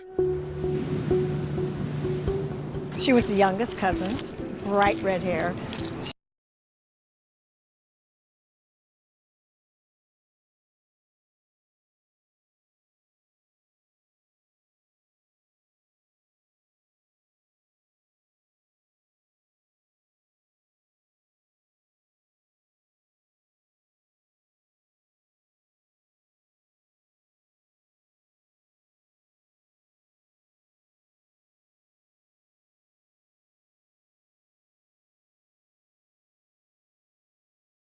To have a colostomy bag, he couldn't fly, so he couldn't go back to Florida for the job. Like his whole life was going to change because he had this fall. I know once he was in that neck brace, his job situation with SpaceX was kind of pushed on the back burner. It seemed like he would not be able to take the job at SpaceX. He wouldn't be able to help around the house. He wasn't even able to walk properly. And after that, Chandler required help. His mother would assist him going up and down stairs, would bring him meals. Although Krista doted on her sons in their time of need, she rarely missed a day of work. So on Friday morning, July 2nd, when she fails to show up at her job, co-workers are concerned. Krista was one of these people who was always at work, and she always let people know what her plans were. It's a Friday right before the 4th of July holiday, but she hadn't asked off. She hadn't told anyone she wasn't going to be there. It was really unusual for her to not show up for work. She'd never done it before. She wasn't answering her phone. A coworker decided to go over to the house and make sure she was okay. When he looked in the garage, both of the Haldersons' cars were there. The Haldersons aren't here. Their cars are here. Where are the Haldersons? Now, the Haldersons have a family cabin they love to go to on weekends. And initially, there's some speculation that this is where Bart and Krista are. But none of the neighbors saw them leave. As far as we know, no one saw the Haldersons that day. They told their neighbors when they were going up to the cabin, who they were going to be with, where they were going to be. So for there to be so many unknowns about what happened that weekend was a little unusual. And when Krista fails to make a medical appointment on Monday, it really raises red flags.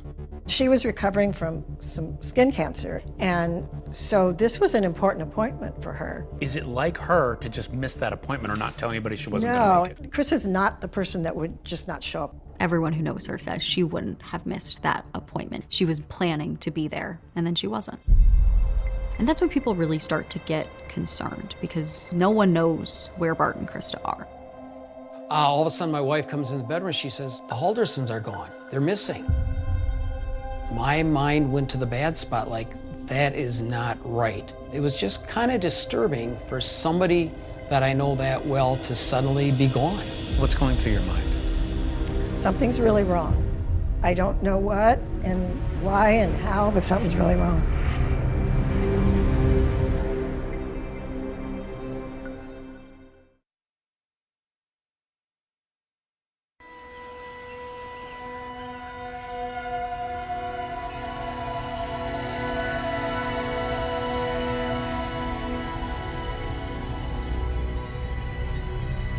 The strange disappearance of Bart and Krista Halderson is a mystery, captivating local Wisconsiners. Are we rolling? We're rolling now. Including a pair of podcasters. I'm Jill, And I'm Richard. and we do the True Crime Brewery podcast. We're very fascinated with true crime and just love to really figure out what's going on behind the scenes. Ready. So, we've been talking more and more about these cases. Their podcast, as the name suggests, mixes suds We pick a beer from the area the crime occurred. with sleuthing. Today we're covering a case from Wisconsin. And have I got a beer for you? I feel like it brings together the personality of the city where the crime happened. Bart and Krista Halderson, they are just everybody's neighbor, everybody's family member, just working hard, trying to take care of their children, trying to provide the best for their family. Bart and Krista just loved the 4th of July. You could always catch them at the parade. It was probably their favorite holiday.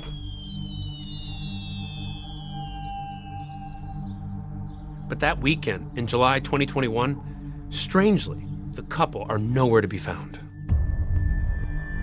Bart and Krista had not told anyone that they had a plan to go away for 4th of July weekend.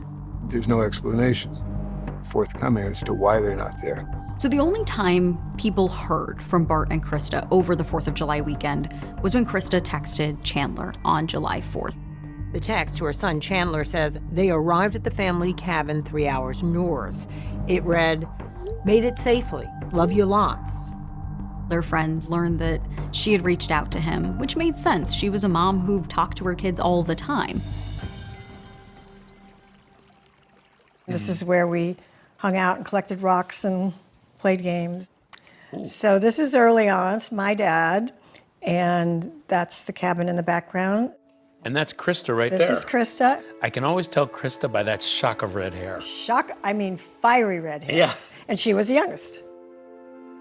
The cabin has been in Barbie and Krista's family since the 1940s, when it was built by their grandfather. That was like the heart and soul of our extended family. The cabin was our way to get back together and be together. There was no phone, no indoor plumbing, very rustic. Sounds like this was a place where you and Krista really bonded. The cabin was where we would reunite. Chandler had told family members he knew his parents were going to the cabin for the weekend, but he was expecting them home by Tuesday the 6th. Now, Tuesday's come and gone, and the couple seems to have vanished. How did you learn that Bart and Krista were missing? I got an email from my cousin that said, please pray, Bart and Krista are missing. And I remember thinking, well, what do you mean they're missing? I can't even comprehend what that means. And so we started calling cousins, like what's happening?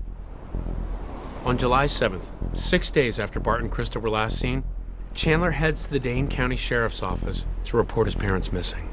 Chandler says, I haven't seen my parents. We need to start looking for them. Detectives Sabrina Sims and Brian Shunk will lead the investigation, and they meet with Chandler later that day at the Halderson home in Windsor. At that point, you're here just trying to figure out what happened. Yeah, just to ask more follow-up questions and trying to get the timeline of events. His parents left around 5 a.m., basically left without a peep. From everything that you knew about Bart and Krista, was that the kind of thing they do? No, we were learning from friends and family that that's completely out of character for them to not tell people where they were going. Chandler tells detectives that his parents planned to fix a water pump and a fire pit up at the cabin, and that both were damaged in a recent storm. So he says he helped them pack supplies, including a pipe wrench, a hatchet, and gas cans for a chainsaw. He also said that they brought alcohol and cash with them. He mentioned they were maybe going to a casino to go gambling. We learned that it's out of character for them to go gambling and that the Haldersons, especially Bart, was pretty frugal with his money. When investigators inspect the Halderson home, they see both Bart and Krista's cars are still in the garage. Both their cars are still there. So what's going on with that? Chandler says, well, they went with this other couple. I don't know who they are, but they took the other couple's car. Chandler tells detectives that his parents left in an unknown vehicle, and when detectives review neighbors' home security cameras, they spot a white van driving down the Halderson street in the early morning hours on Friday, July 2nd. Could this van be the vehicle driven by that mystery couple? We were looking for a van. It was an unknown vehicle, and then we saw it on surveillance camera. Hoping he might know who the couple is, investigators speak to Chandler's older brother, Mitchell, who lives close by. But he says as far as he knows, none of his parents' friends went with them to the cabin. Nobody knew who that couple was.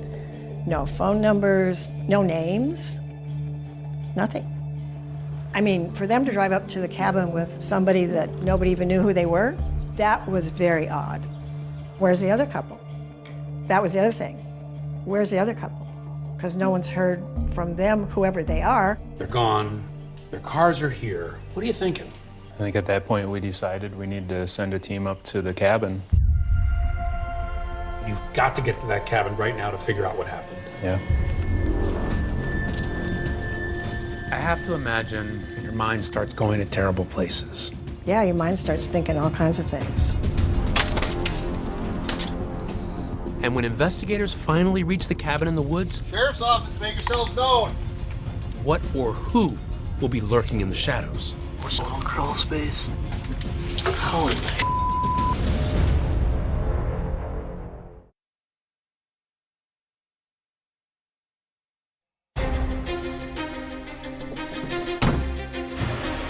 I'm Bill Kellner. I'm a member of the Wolf River Fire Department and Rescue in Langlade County, northeast Wisconsin. With all the recreation we've got here, and we've got a big area, people do get turned around, they go missing, and then that's usually then when we get called out.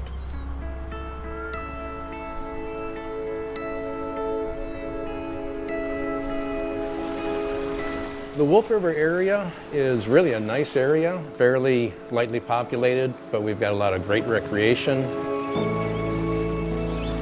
We've got the Wolf River, a very popular fishing stream, lots of recreational opportunities. We've got the rapids on the river go up to Class 3. We've got heavily wooded area. Much of our township is in the Chequamegon-Nicolet National Forest. And Wolf River is the area where Bart and Krista Halderson had their family cabin, and where they were supposed to spend the 4th of July weekend. It's a beautiful place, but it can be a dangerous place. Like anywhere that's completely natural and completely wild, there are pitfalls to that. A river can easily become someplace you drown. The woods can easily become someplace you're lost. And so it's not unheard of for people to go missing in this area. Now, back in July of 21, our chief got a call from one of the Langley County deputies and said that, we may be needed. Cell service isn't fantastic out here either. Weather always seems to change, but crime never does. I'm Detective Sergeant Groans with Langley. On July 8th, I received a call to assist the Dane County Sheriff's Office with a search of the Halderson cabin. As an investigator, I was assigned a body camera, which was activated when we arrived at the property. What's your relation? I'm their son. You're their son, okay, yeah. All right. So this footage we're looking at here, it's recorded by your body camera? That's correct. Okay, and who are you speaking to here? This was Mitchell Halderson and his fiancée. 1 week after his parents mysteriously vanished, Mitchell tells investigators that he's so concerned about his parents' well-being that he and his fiancée make the 3-hour drive north to the cabin. They seemed concerned and also as perplexed as we were about Bart and Krista Halderson's whereabouts. Maybe we could just take a walk around and see you. So at that point, we took a walk around the exterior of the property. We noticed that the grass and the weeds had not been kept up. In some places it was waist or even chest high. Did it look like the cabin had been in use? It certainly didn't look like it had been used anytime recently. They start walking around and everything's still locked up. The grass is really tall. What first struck me when they were walking, I was like, that's our cabin. That's our family cabin. Was there a sense of urgency at this point? With the information we had and things not really making sense, our possibilities were dwindling. I was starting to just wonder what we were going to find next. But I was worried they were going to be inside. That's what I thought. Something went horribly wrong. Yeah, that was very disturbing. Sheriff's office, anybody inside? There was a concern that Bart and Krista had been kidnapped by this couple that picked them up early that morning, and something had been done to them by them. Announce your presence, make yourselves known. I think the police were very concerned that they were going to find 2 dead people there. But once inside, despite everyone's worst fears, the cabin appears empty to police. It was dark, so you could tell nobody had been there for a while. Every single indication shows that this cabin has been empty. The steepest stairs I've ever seen. As Detective Groans makes his way through the cabin, he spots a door to the cellar. So right about here, you draw your gun. Why? Yeah, whenever we go into an unknown space, that's something that we would do just in our own safety. So for an outsider, this is a dark, creepy space. You got to be ready for anything. Absolutely. Small crawl space. Holy. But nothing there either. Nobody inside and nothing looks like it's disturbed. So after searching the cabin, investigators make their way down to the lake to check on the shed. There's all these outbuildings, boathouses and sheds, and all these little tiny buildings that could offer places for people to be. My thought was that Krista was being held in one of those. That's what I thought. Was there any concern that they might have been held captive in a place like this or been held against their will? With the padlocks on the outside, it is something that we definitely considered. They break the padlock on the boathouse, but Bart and Krista are nowhere to be found. I don't know a ton of details about everything that's gone on. You're filming Mitchell. What are you hearing from him at this point? Mitchell seemed concerned, and I feel as we went further into the search and we weren't finding any signs of Bart and Krista, his concern became more and more greater as the search of the property continued. He said his brother texted him that they did make it safely. Out of like reading back through stuff, they just said we're going up north. So at this point, for you, this is a mystery, right? This is definitely a mystery. We don't know who Bart and Krista are believed to be with. There are no signs of Bart and Krista being at this property. Do you know, did they have any friends, like they might have gone to their cabin in the area? I have to assume they came up to someone else's cabin, but I don't know who. Really nowhere for us to even suggest looking next at this point. We didn't have anywhere to go. We didn't have a name. We didn't have a vehicle. We didn't have a location. Truly looking for a needle in a 900 square mile haystack. And then the question is, okay, if they're not at the cabin, where are they? There were no bodies, there was no anything. So we didn't know what happened, but of course your mind goes to, did the worst happen?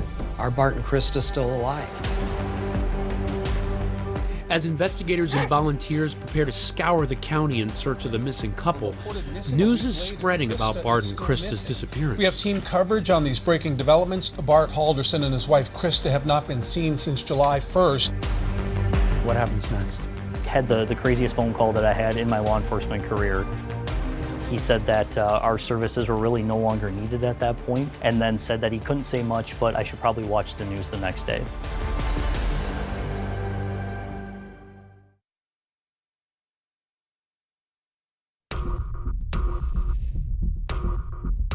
Authorities are still searching for a Windsor couple who have not been seen in days.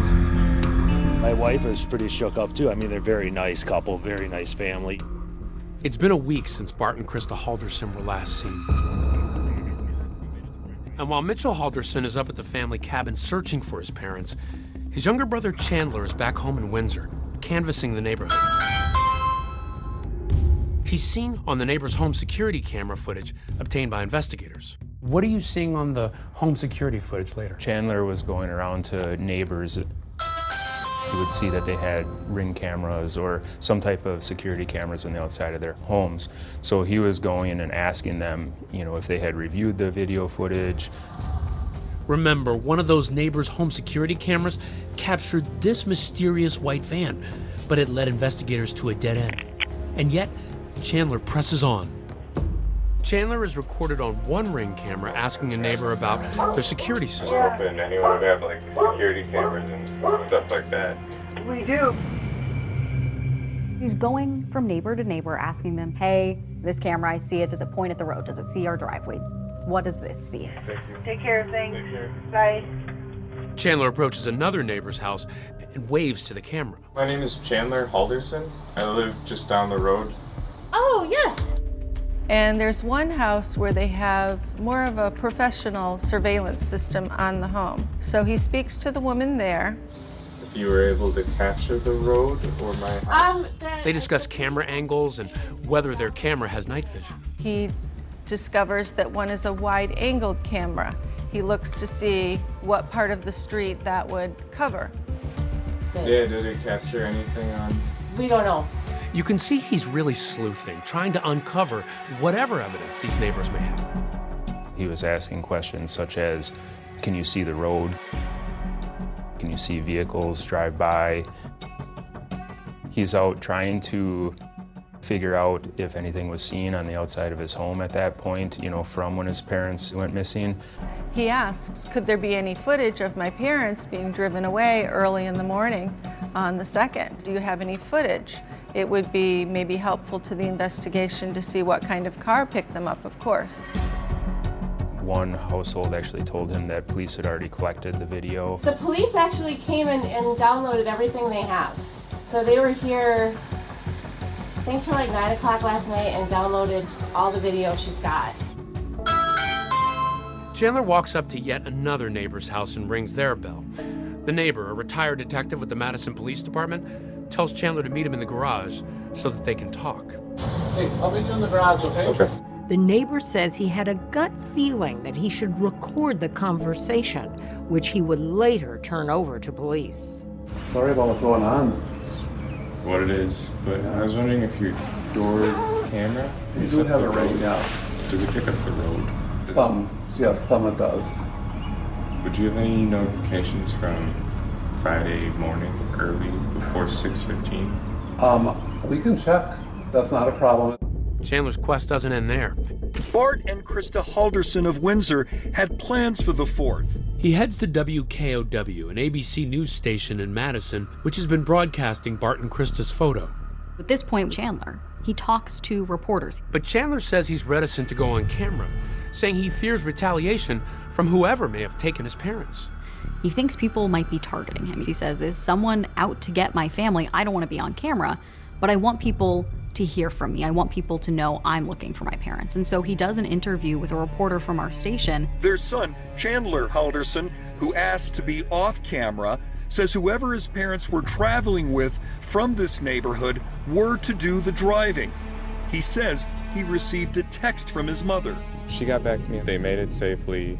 Their plans were going up with their friends and do some minor repairs on our cabin. Did you literally see them pulling out of the driveway, heading out? No. With the town now buzzing about the missing couple, Chandler's back at home, and he notices a different kind of activity outside his window. Chandler sees this uptick in police activity outside his house, so he calls Detective Schunk to find out what's happening. That phone call was recorded. He was asking if everything was okay. He was asking why there were so many police in his neighborhood. A little confused. I got 2 squads parked right outside my house. Is everything all right? And I had to explain to him, you know, we were canvassing the neighborhood. Yeah, I mean, well, they're probably doing reports. All right. Any news on your end at all? Have you gotten any phone calls, text messages? Gotten any messages other than from concerned parents? Well, I'll keep you posted if I hear anything. Yeah. Yeah. Later that night, Chandler comes voluntarily into the Dane County Sheriff's Office, where investigators bring him into this room and seat him in this chair. So if you just want to have a seat right there, perfect. Thank you so much. This? Sure, that's fine. He's wearing a baseball cap, a sweatshirt, and a furrowed brow. Just so you know, I'm gonna record stuff, okay? In that police interview, Chandler talks about the last meal he had with his parents on July 1st, right before they left for the cabin. That's where they told me while we were eating it, they were gonna go with their friends, and I was like, oh, cool. And they said they were going to the cabin. Yeah. Well, okay. We're going up north. That's how they referred to it. Chandler says that by the next morning, his parents had left, never to be heard from again, except for that one reassuring text from his mother. Nothing else. Yeah.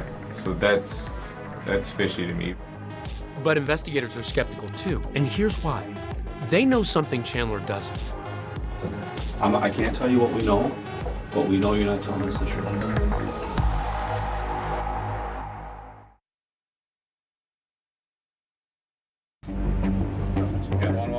Investigators have asked Chandler Halderson to come in for an interview, and they've also asked for his girlfriend, Kat Melender, to come in as well.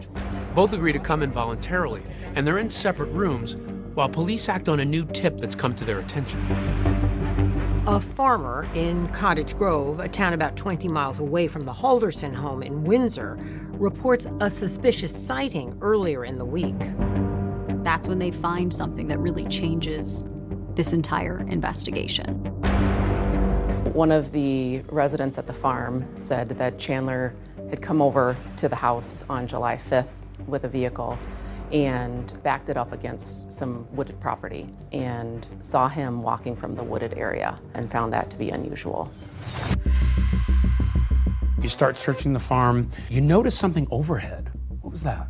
One of the detectives noticed what he believed to be turkey vultures flying around over the wooded portion. What is a turkey vulture? Turkey vultures are large birds that feed off typically dead animals. They're scavengers. What does that trigger in your mind? He said that from his past professional experience, it kind of indicates that, you know, there's something dead in the area. And was this in the area or a similar area where Chandler's car had been parked? Yes. So the detective ended up walking the path that he believed that Chandler was on. They start to look a little bit closer. They go into the woods and then they see a pile that doesn't look normal.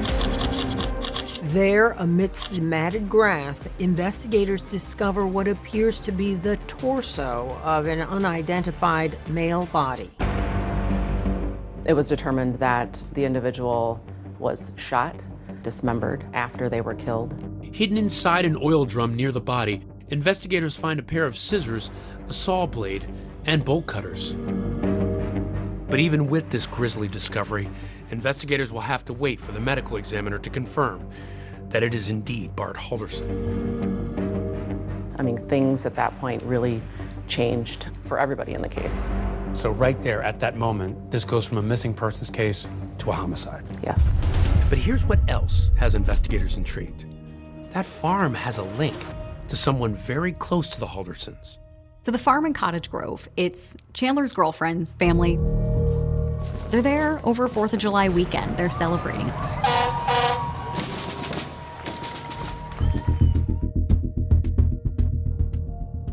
while you have Chandler, you have Kat in another room. Oh, there's a Pooh Bear? All right, you can play with it if you want to. Kat draws a smiley face on a sequin pillow and clutches a Winnie the Pooh bear. A detective offers Kat a cookie to help put her at ease. I can't eat well when I'm nervous, so. Okay. Take a nibble of the cookie. Yeah. Baby steps. Sure there's no chocolate in there. Yeah. Test the waters, make sure the police aren't trying to poison me. No, we're not. So tell me about what's happening here. We just wanted to hear her side of the story, as she's the one that was closest to Chandler. Talking to Kat Melander, investigators find out that Chandler visited the farm on the 4th of July with her, but the next day he returns to the farm alone, unannounced. No one really knew he was coming. He came there alone. Chandler went to the farm because my mom's fiance lets him walk in the pool because it helps stretch out his legs, make him feel better. Except he wasn't using the pool. Kat's mom and her fiance say they saw his car parked on the property, but no sign of Chandler until... When they're in the pool, they look up and they see Chandler now walking. He doesn't have his shirt on. He comes to the pool and says, "Hey, can I get in the pool too?" He was supposed to be there swimming in the family pool because he needed to swim for some therapy he needed to do. He was not swimming. She saw him coming from the wooded area and found that to be unusual. Oh, okay. So what struck her is while he was supposed to maybe be there to swim for his therapy, he was not swimming. Correct. What I find interesting is you ask her, would anybody want to harm the Haldersons? Any friends or relatives that they've been having problems with that you can think of? No? No.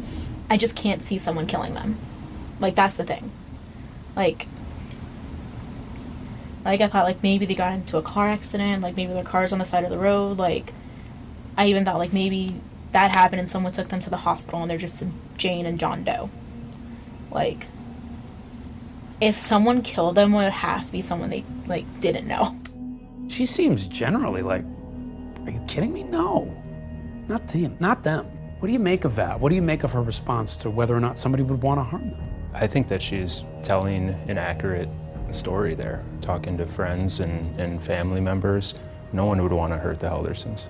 Did you get the sense that she thought that Chandler had anything to do with this? You don't think he had anything to do with his mom and dad being unheard from? No. No. All my friends I've talked to, they're like, no, not Chandler, no. Like, that'd be crazy.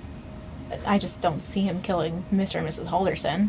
Like, he had SpaceX. Like, why would he jeopardize something he, like, would dream of? I don't think she thought he had anything to do with it. Not even suspicions, not even maybe, just nothing to do with it. Couldn't be Chandler.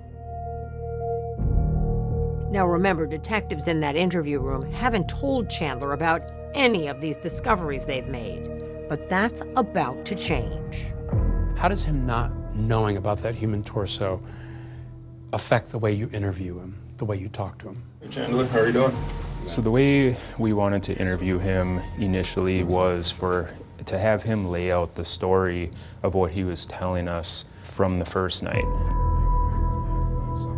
So I think it's time we start talking about what happened to your parents. Like the truthful version. So at that point, after we let him tell his entire story, we confront him and say that we know more than what he believes. We told him to come clean, basically not using those words, and we told him to tell us the truth. Listen to me. This is the only chance you're gonna have to tell us the truth. Okay? That's when investigators lower the boom on Chandler. This is your chance to tell us why. Okay? I'm not BSing you. Okay? So can we do that? Now, it's time for the really hard questions. There's still another half of this couple that's missing. If this turns out to be Bart's body, where is Krista Halderson?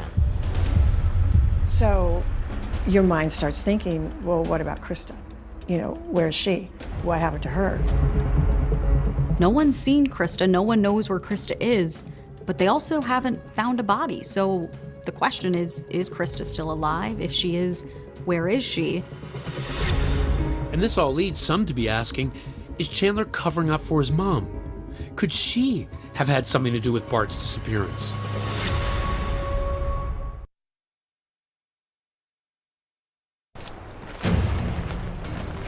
This wasn't a normal disappearance. This wasn't a normal homicide. Every new detail made the case stranger. The human remains found Thursday are connected to the missing couple Bart Halderson and Krista Halderson. You have search teams up there, you have dogs. So now, where is Krista? Could it be that she was also involved in Bart's murder? Is she going to be held hostage? Is she being tortured? Time is of the essence. You have to find Krista. Yes. This second time with the search warrant, we have crime scene investigators that are in the home going through everything.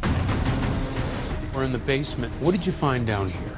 Down here, we found traces of blood on both sides of the basement. I don't really have words for it, to be honest. I just don't know how somebody could do that to somebody else. Cameras all around. We know that Bart went into that home and never came out. Everything seems so evil. Chilling. Unbelievable.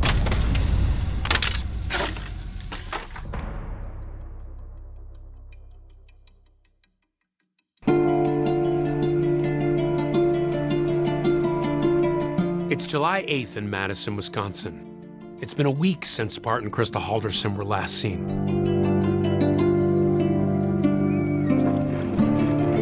It can really feel warm there in the summer, even when you're not under the microscopic lens of the police. What's going on? Bart and Krista Halderson's youngest son, Chandler, is being interviewed by police, but he hasn't yet been charged in their disappearance. Now, police are playing coy with him. They haven't yet revealed the discovery of a body at that farm in Cottage Grove. Listen, I can't tell you what we know, but we know you're not telling us the truth. We know your parents are no longer with us, okay? And we know the reason why. So far, nothing Chandler's told police has panned out. He told them and everyone else his parents went up to the cabin for the 4th of July weekend with some other couple, and nobody knows who they are. A search of the cabin clearly showed no one recently had been there. You need to tell the truth about what happened and just tell us why it happened. Okay? If something happened, if you were defending yourself, or if you just got fed up with stuff, you need to tell us the truth, okay? This is your chance to tell us why, okay? I'm not BSing you, okay? So can we do that? Okay, they're okay. Lawyer. I'm sorry. Say it again, Chandler. Lawyer. Okay. Chandler asking for a lawyer effectively ends the interview on the spot. Tell me what you're taking from all this as trained investigators who have to question people like this. The first thing that really stood out in my mind is when Detective Hendrickson told Chandler that his parents are no longer with us. We know your parents are no longer with us, okay, and we know the reason why. There wasn't the huge shock reaction that I believe most people would display. At this point, Chandler's not charged with murder, but he is charged with something else. Tell me about that. Yeah, Chandler was charged with providing false information in a missing persons case. He was telling us that his parents had gone to a cabin up north, when in all reality we found that his parents didn't go anywhere at all.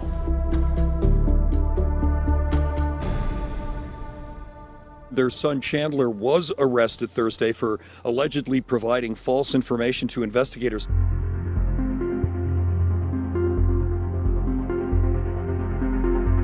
Four days after Chandler's arrest, the autopsy results on the remains found at the farm come back. The Dane County Medical Examiner confirms the human remains found last Thursday are those of 50-year-old Bart Halderson. A preliminary autopsy indicates he was murdered.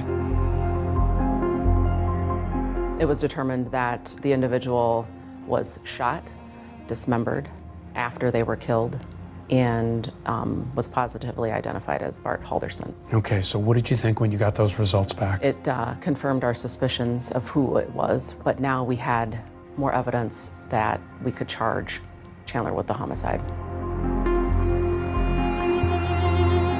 When I found out that Bart was dead, it was anger. It was, wow, this is real life. And there was just this big void of Bart being gone and no idea where Krista was.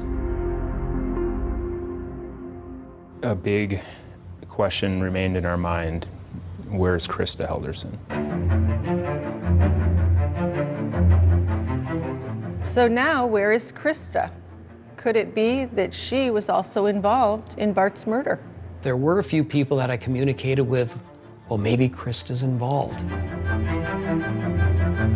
One theory was this an incident where Krista killed her husband, but her son lives with them and he loves his mom. Was he covering for her? Was she responsible? There were all these questions. Again, it was one of those things. One layer gets pulled back, you get one answer, but for each answer you get, there are 17 more questions. You're asking the question of where's Krista. There was some talk in the community about perhaps maybe in some way, once the murder charges are out there, Krista had some sort of involvement in what happened with Bart. Did you pursue that theory? No, I mean, we did not believe that she would have anything to do with it. Of course, as time is going on and days are passing, we're learning more information about their whereabouts. We had surveillance video we were reviewing, trying to get a timeline from July 1st to July 7th. And so what we were learning did not suggest that Krista had any involvement at all. Because I knew Krista and I knew her personality, I knew Krista was not involved. It seemed like something you read about not happening to our family. Somebody else, you read about that, something happening somewhere else to somebody else, and that was happening to our family. What are you thinking there?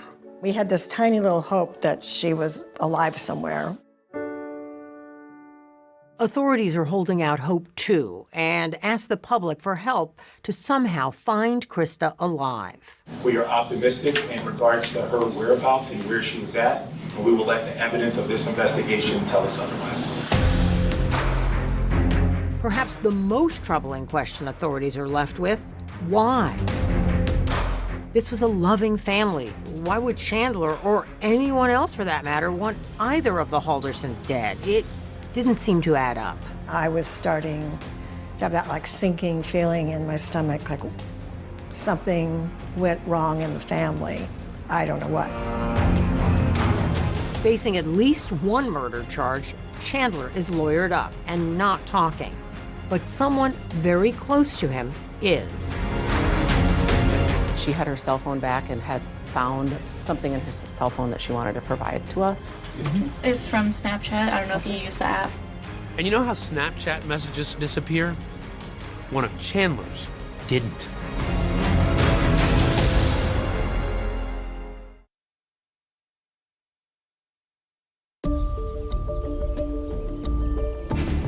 The man accused of killing his father is now being held in jail on a tentative charge of first-degree intentional homicide, hiding a corpse, and mutilating a corpse. Sheriff's personnel tonight remain at the Halderson home in Windsor. Investigators are leaving no stone unturned in the search for Krista Halderson. But with Chandler now in custody, hope is fading fast. Every minute that passes becomes more crucial. And there was just this big void of Bart being gone and no idea where Krista was. I'm hoping she's alive. A big question remained in our mind: where's Krista Halderson? But things are about to take a dramatic turn. When police first spoke to Chandler's girlfriend, Kat Melander, she voluntarily gave them her cell phone. And on it, they found a vital clue to their investigation. By the time Kat comes in for a second interview, both she and police realize how important it can be. So something you want to tell us right away?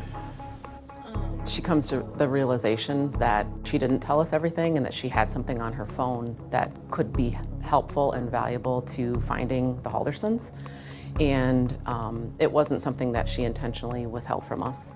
Tell me what you find on Kat's cell phone. During the review of Kat's cell phone, we found numerous clues and treasures that I don't even know she knew she had.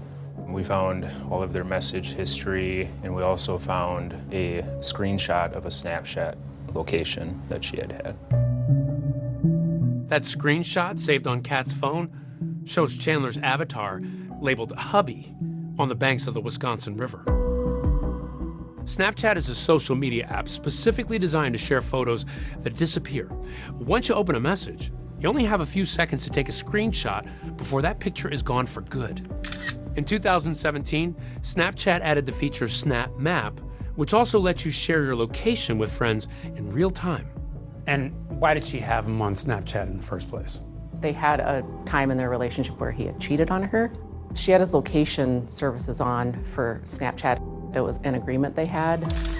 She wanted to be able to know his whereabouts. With her lawyer present and her cell phone in hand, she voluntarily talks police through what she now realizes could be critical evidence, a technological smoking gun. It's from Snapchat. I don't know if you use the app, but that's him by the Wisconsin River off of Gulf Road. Okay. And that's It's got a 8:58 timestamp on it. Okay. in the morning. Sure. And then my phone always tells me what day it is, so it's July 3rd, 8:58 a.m. The continued presence of sheriff's personnel at the Halderson home has become almost background for this neighborhood here. Krista Halderson remains missing. With the case in the news, Kat and her lawyer decide this information could be useful to police and to Kat. Right before Kat goes back for that second interview, we're getting updates from law enforcement, and one of those comes in the form of a press briefing. And a reporter asks, is the girlfriend a suspect? And the sheriff didn't answer. And that freaked Kat out. Is there any way you guys can change the narrative to indicate that she's not, the girlfriend's not a suspect and that she's not somehow somebody you suspect? How early did you clear Kat Melander? Pretty early on, once we started looking at her phone and finding out other information about Chandler. But there were, different investigators in the command post that had different theories. Was she in the circle? Was she out of the circle? And we just had to do our job and let the evidence lead us to the conclusion, and she was not involved whatsoever.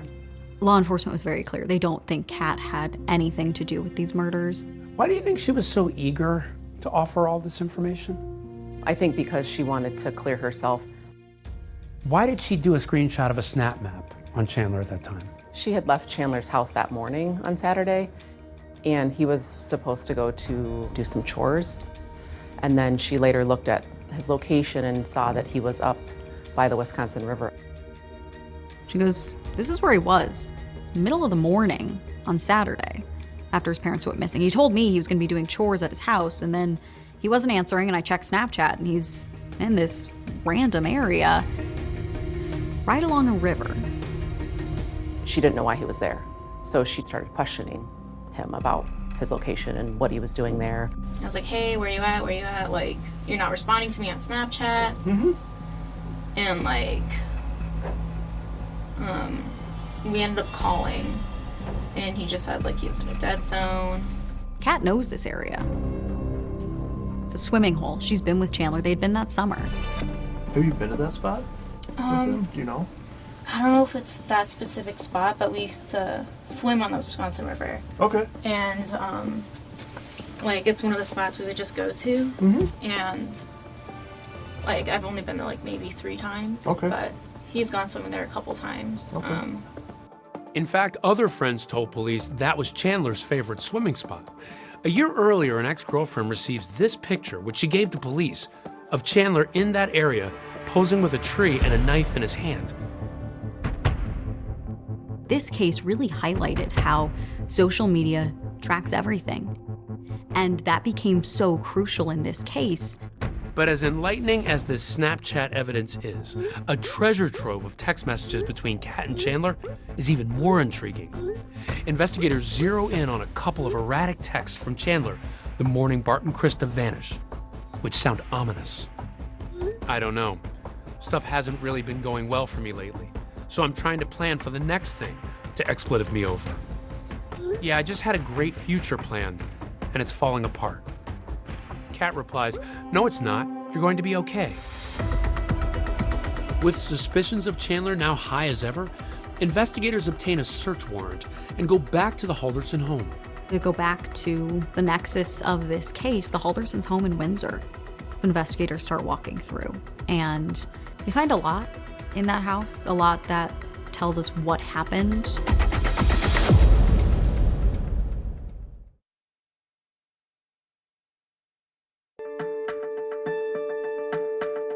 The Dane County Sheriff's Office now considers this to be a homicide investigation. That's because they found the remains of Bart Halderson late last week in a rural area of the town of Cottage Grove. On July 11th, a judge authorizes a search warrant of the Halderson home in Windsor. It's where they were living with Chandler. It was the last place we know Bart and Krista were. So investigators start walking through. Investigators are familiar with the home as they'd been there just a few days earlier. To step back a little bit, this isn't the first time you've been to the house, right? Right. Okay, so what did you do the first time when you were in the house? What did you find? When we were in the house the first night on July 7th, Chandler did walk us around after we interviewed him and showed us what he wanted us to see around the home. As the investigators entered the den on that initial search, they noticed the fireplace looked not quite right. It has a glass front, 4 glass panels, or there's supposed to be 4, but one of them is missing. There was a glass panel that was broken out in the fireplace, and he had disclosed that to deputies and to us the first night we were in there, and explained it that he was playing ball with one of the dogs, and the dogs broke the glass fireplace. And so that was his story. Dog broke a panel, there was broken glass everywhere. I was cleaning it up, I cut my foot, I got some blood everywhere. Chandler's saying there's broken glass and there was a lot of blood, but it's not related at all to this case. It was my dog's. And when they look at his foot, they realize it's not a huge cut. He didn't slash the bottom of his foot open. It looks kind of more like a pinprick. Not necessarily something that seems like it would come from glass being all over the floor. Found his blood, but did that line up with what he said about cutting his foot? And that's why that blood was there? Or was it that you might have gotten a sense that it was something different? It could mean that Chandler had cut his toe near the fireplace, but it wouldn't explain why Bart and Krista's blood would be in the same area. And on that second search of the home, luminol testing would reveal traces of blood belonging to Bart and Krista Halderson in the living room, leading investigators to believe they've both been murdered. But as they continue their search, they find more ominous evidence. During the search warrant, we did find 2 cell phones and Bart and Krista's driver's licenses wrapped in tinfoil in a shoe in the garage. What does that tell you? That told us that Bart and Krista didn't go anywhere. And how does that poke holes in what Chandler told you? Chandler had told us that he was messaging back and forth with his mother, Krista, on Sunday, and that Krista was messaging him that they made it, and that they were going to be watching the fireworks and the parade. We found that that was not true. How could she be texting him if her phone is sitting right there wrapped up in aluminum foil? Yes. The phone proved that Bart and Krista never left their house. They never went to the cabin. The only other person who was home was Chandler. Do you have any sense of why they were wrapped in aluminum foil? I think Chandler thought that would protect them from cell phone towers.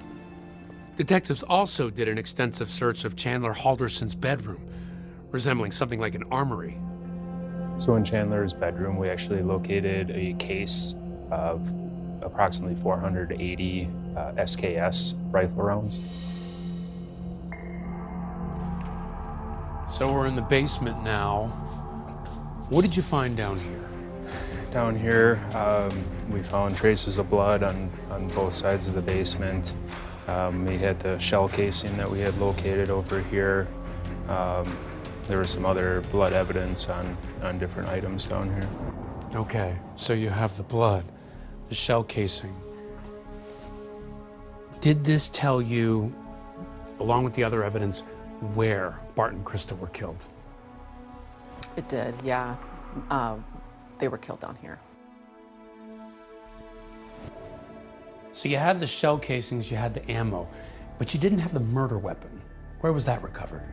The rifle was recovered at the farm in Cottage Grove. The weapon was found hidden in a barn on the farm's property. No one had any idea it was there. Chandler really liked first-person shooter video games. And in those games, you can choose what weapon you use. And he liked to try a variety, he wasn't a single gun type person, but he liked the SKS rifle in those video games. He used it a lot. Now you have a link between the shell casings and the ammo and this gun at the farm. Yes. The picture that we were seeing at that point is that Chandler had murdered Bart and Krista Helderson in the home and went through extensive work to dispose of their bodies. What was the reason for it? All in all, they were a loving family from what we were told by everybody. Those questions, prosecutors promise, are about to be answered. The lawyers will now make opening statements.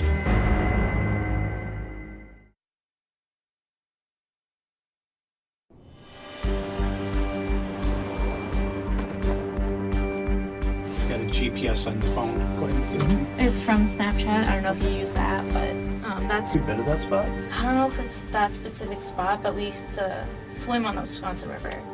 Investigators already have the snap map from Chandler Halderson's girlfriend, placing him at the Wisconsin River. But it's a second tip of a random sighting that piques their interest. We had sent a detective up to the Wisconsin River area. One of the neighbors happened to come over to that detective and tell him that she had seen a strange or suspect male in that area the week prior. We arranged for a larger team of detectives to go up to the area, and we wanted to do a land search of that property. They go where Chandler was. It's a dense, vegetative area, wild state land, in between, a road and the river. You have search teams up there, you have dogs. What's going through your mind? We were hopeful that we would find something. Time is of the essence. You have to find Krista. Yes. As they're walking around, some of the people searching start to smell something. And then they walk a little bit further and they see something. What did you find at that location? In close proximity to each other, there were dismembered body parts. The Dane County Medical Examiner's Office, working in partnership with the Wisconsin State Crime Lab, has confirmed the DNA obtained from part of the dismembered human remains as matching 53-year-old Krista Halderson. I was just angered. I was shocked, felt sick to my stomach. I mean, these are honest to goodness friends. It's just so graphic. I don't really have words for it, to be honest. I see you thinking about it, and it almost brings about some emotion in you. For sure. I just don't know how somebody could do that to somebody else, especially if it's their parents, right? We go to homicides all the time. We go to murders all the time. And a lot of that stuff is in the heat of the moment. This is just a whole nother level of emotion. The location where Krista's remains are found seems familiar to at least one detective. And then it clicks when he sees a unique tree trunk, the same one in that photograph given to police by Chandler's ex, showing Chandler near his favorite swimming spot. Chandler Halderson is now officially charged in the death of both of his parents. Chandler Halderson pleads not guilty to all the charges. Everything seemed so evil, and what was the reason for it? And just a couple of months later, prosecutors set out to answer those questions as Chandler goes to trial. Thanks, you can be seated, everybody. Thank you. Good morning. The city of Madison, Wisconsin rings in the new year with confetti, cocktails, and a double murder trial. Prosecutors set out to prove Chandler killed Bart and Krista Halderson. And a big part of their strategy is to prove their theory as to why. Juries always want to understand why someone would commit a murder. Why would you kill your parents? And if prosecutors don't explain it, it's kind of a hole in their case. The lawyers will now make opening statements. Attorney Brown. Thank you. Chandler Halderson murdered his parents, dismembered their bodies, and hid them around southern Wisconsin. How does this happen? How does this kid, with everything in the world going for him, promising new jobs, school, a girlfriend that loves him, willing to move across the country for him, how does this happen? The jury hears about Chandler Halderson's IT degree, studies in renewable energy, a dream job at SpaceX, and a new life with his girlfriend in Florida. He was about to embark on a career that people in the IT field could only dream of. But they also hear about what prosecutors say was a concoction, a total fabrication of the events leading up to Bart and Krista's disappearance. He gives this bizarre story of his parents leaving in an unknown car, going to a cabin with an unknown couple, with an unknown amount of money, for really an unknown reason. Attorney Dorrell. Thank you. The defense should be demonstrating why they say there's reasonable doubt in this case, why maybe he didn't do it. Chandler Halderson did not murder his parents. He is not guilty of those crimes. And he lived peacefully in his parents' home. He was just a normal kid. The defense comes out at the beginning, opening statements, and admits their client is a liar. Chandler Halderson is a liar. But they say that doesn't make him a killer. When someone is on trial for the most serious crime possible, and every little thing they do, every little lie they might have told is blown up and thrown against someone. That's when proof beyond a reasonable doubt matters. And that's actually an excellent strategy because you want to let the jury know from the beginning all of the bad facts about your case. And as prosecutors begin to call witnesses, there's one who has a haunting story. My name is Omar Jobe, O-M-A-R-J-O-B-E. About a phone call he receives just before the murders. A conversation not only revealing, but stunning.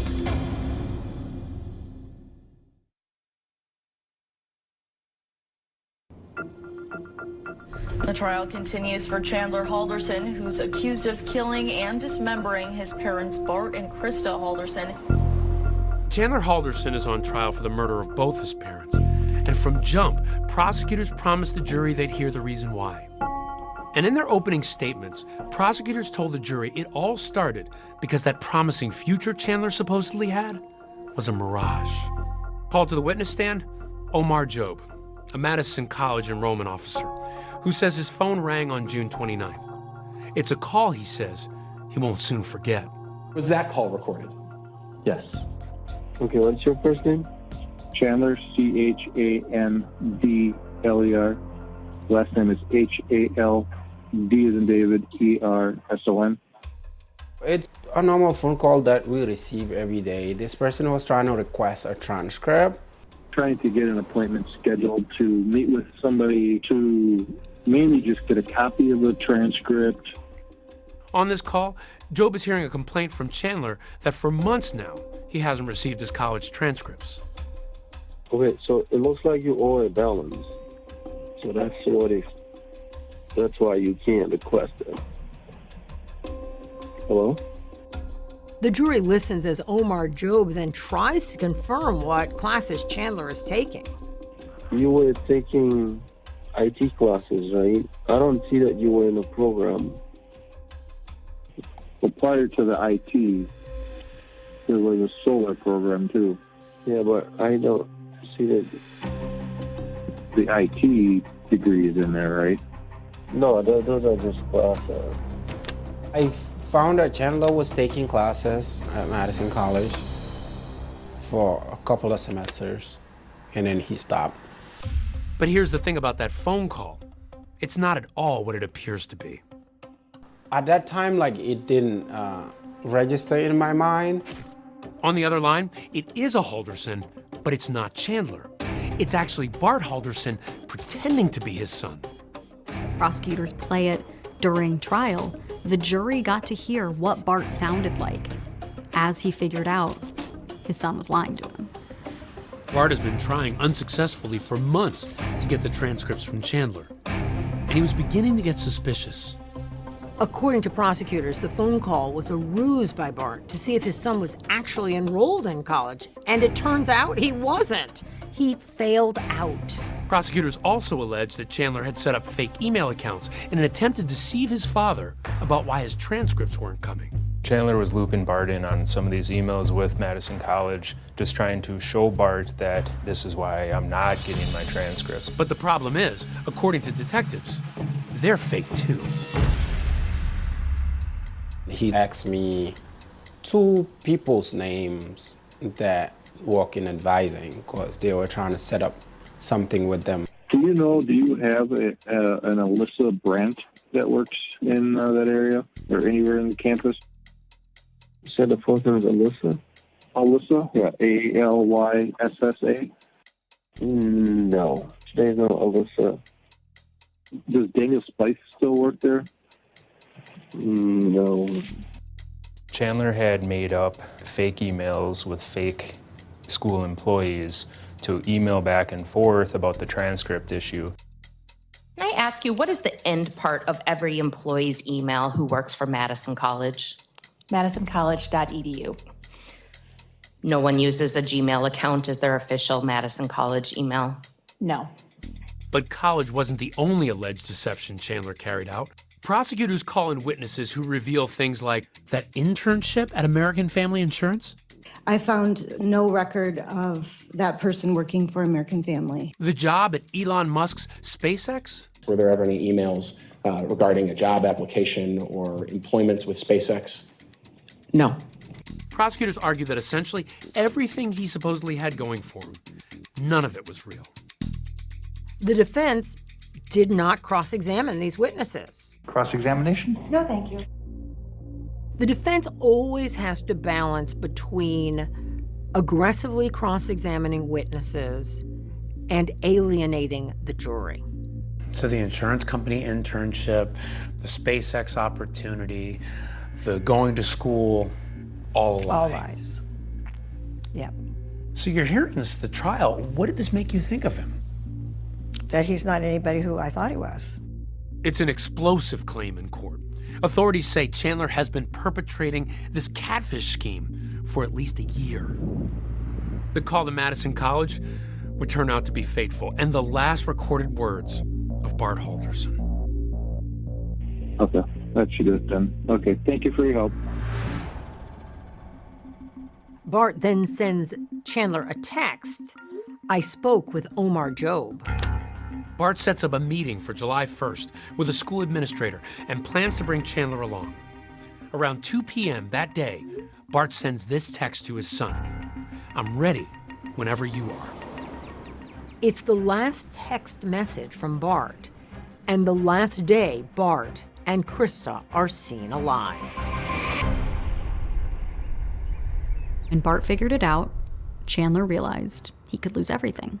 Prosecution, the story they painted was that Chandler gave himself no other option. Not long after that, Chandler asked his mom to stop at the gas station and pick up soda. Chandler's text says, Dad's phone died. Text or call me and get soda on your way home. I have an extra hour of work. Krista replies, Kay, I can, smiley face. That would be the last text from Krista Halderson. As if the alleged motive wasn't already shocking enough, there was Chandler's whole history of a debilitating head injury, which prosecutors say was also untrue. Late June, early July 2021, Chandler had just fallen down the stairs. He had this injury that he said could cause lifelong side effects. By all accounts, the fall stopped Chandler's life. Prosecutors entered this photo into evidence at trial to support their theory that Chandler's fall is part of an alleged web of lies. Prosecution calls the ER doctor to dispel that myth. I'm an emergency physician at the University of Wisconsin Hospital and Clinics. What, in this case, did you diagnose Mr. Halderson with? I believe he was diagnosed as having a mild concussion. The patient had some residual neck pain, so he was given a collar to go home with for support. The defense pushes back on the prosecution's claims, cross-examining the ER doctor about Chandler's injury. You did diagnose Chandler Halderson with a mild concussion, right? That's correct. You didn't give him a set number of days to wear the collar, is that right? I don't believe so, no. In that picture, on Father's Day of 2021, standing next to Bart, he's got the brace on, because he did go to the ER. That Father's Day brunch photo, which is shown to the jury by prosecutors, is just weeks before the murder. But then there's surveillance video of Chandler the night of July 1st at a nearby Quick Trip carrying 2 bags of ice, 10-pound bags of ice. But prosecutors also point out, conspicuously missing on this Quick Trip surveillance video, Chandler's neck brace. And they claim it's the same story when he visits a local store. He's at Fleet Farm. Again, no neck brace. Just normal 23-year-old dude walking into Fleet Farm to buy a tarp. And that tarp, prosecutors say, is part of what Chandler used to dispose of his parents' remains. The prosecution calls one last star witness, Chandler's ex-girlfriend, Kat Melander, who testifies about the impact of sharing the Snap Map discovery on her phone. Why was it important to you to cooperate at that time? Because I just believed his parents were missing. And I just want them to be found. And later, she recalls something else she noticed during the initial search for Bart and Krista. When you first go in the house that day, did you notice anything off? There was a smoky smell. That smoky smell, a neighbor's security camera, and a flickering light are about to reveal another dark secret inside the home. It turns out, prosecutors say, Chandler has one more big thing to hide.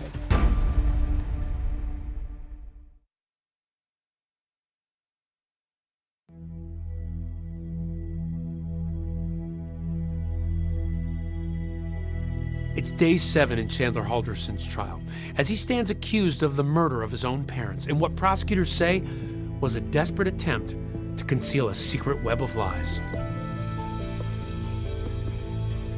But what the jury hears next is some of the most disturbing evidence yet. We had a grand total of 230 bones, fragmented bones that were found, again, inside the fireplace, on the grate, and also on the ash disposal area. So we found video footage from one of the neighbors that actually watched the backside of the house. And through a forensic analysis of that video, our examiner was able to determine that the glow in certain windows of this home was indeed the fireplace. What was the most disturbing moment of the trial for you? They showed the fireplace burning all night when he was trying to cremate the skulls of his parents. I almost got sick watching that. The defense didn't challenge Dr. Figueroa Soto's testimony. After 8 days of testimony, it's the defense's turn. Everyone's wondering what Chandler's case is going to be. But in a surprise move, the defense rests without calling a single witness. Attorney Dorrell, will other witnesses being called this morning? No, Your Honor. Watching this trial, it was so one-sided. There were 8 full days of testimony from the prosecution. They had so much evidence. The defense was the opposite. This time I will invite the state to present its closing argument. In closing arguments, the prosecution urges the jury to look at this image of Bart and Krista, likening the pieces of evidence to that of a jigsaw. Solving a case and thinking about whether or not a person is guilty or not guilty is like putting together a puzzle. And it's your job as the jury to put that puzzle together. It's not a whodunit. We know that Bart and Krista went into that home and never came out, at least as whole people. Attorney Vera, would you please present the defense closing? Thank you. While the defense says all the state was able to prove was that Chandler is a liar, not a killer. Kids lie to their parents all the time. Motive does not mean intent. Do you know if it was an awful accident? Do you know if it was intentional? Do you know if there was someone else involved? You don't. And that's a problem. Just after 3 p.m., news breaks that the jury has reached a verdict. Breaking news. In just about a little over 2 hours, the jury has reached a verdict in the Chandler Halderson case. When we found out that the verdict was in. It had been 2 hours. No one knew what was going on. People were waiting on pins and needles to figure out what that was. We, the jury, find the defendant, Chandler M. Halderson, guilty of first-degree intentional homicide. Chandler Halderson is found guilty on all 8 charges. So what was your reaction to the verdict? I would like to say it was relief. It really wasn't, because it's still sad, it's still grotesque, everything about it. There was some closure for the family. To me, it was just and fair. In March of 2022, at sentencing, Chandler breaks his silence for the first time. Your Honor, I want to take this opportunity to state my intent to appeal my convictions. If there are any lawyers listening and willing to take on my appeal, take a moment to please reach out to me. It's not that I do not have feelings. It's that I was warned to not show them due to the scrutiny of this case. Thank you. No remorse, no empathy, no love to his parents. Chandler is sentenced to life in prison without the possibility of parole, still leaving his family and friends with far more questions than answers as to why he murdered his mother and father. The Haldersons and I were friends for about 25, 26 years. And there was never a cross word. They were just good people. If there were more Bart and Kristas in the world, it would be a better world.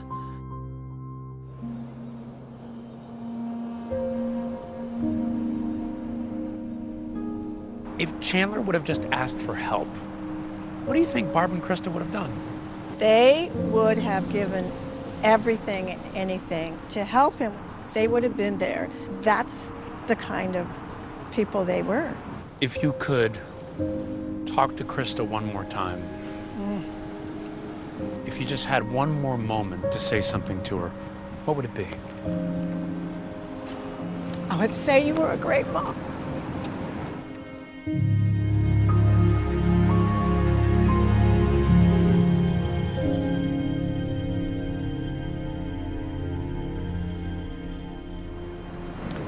Wonderful mom being remembered by her family right here tonight, and this is a murder that still leaves so many unanswered questions. In April of 2023, 2 of Chandler's convictions for hiding his parents' remains were vacated. His other convictions and his sentence, though, still stand, while his case remains pending in the Court of Appeals.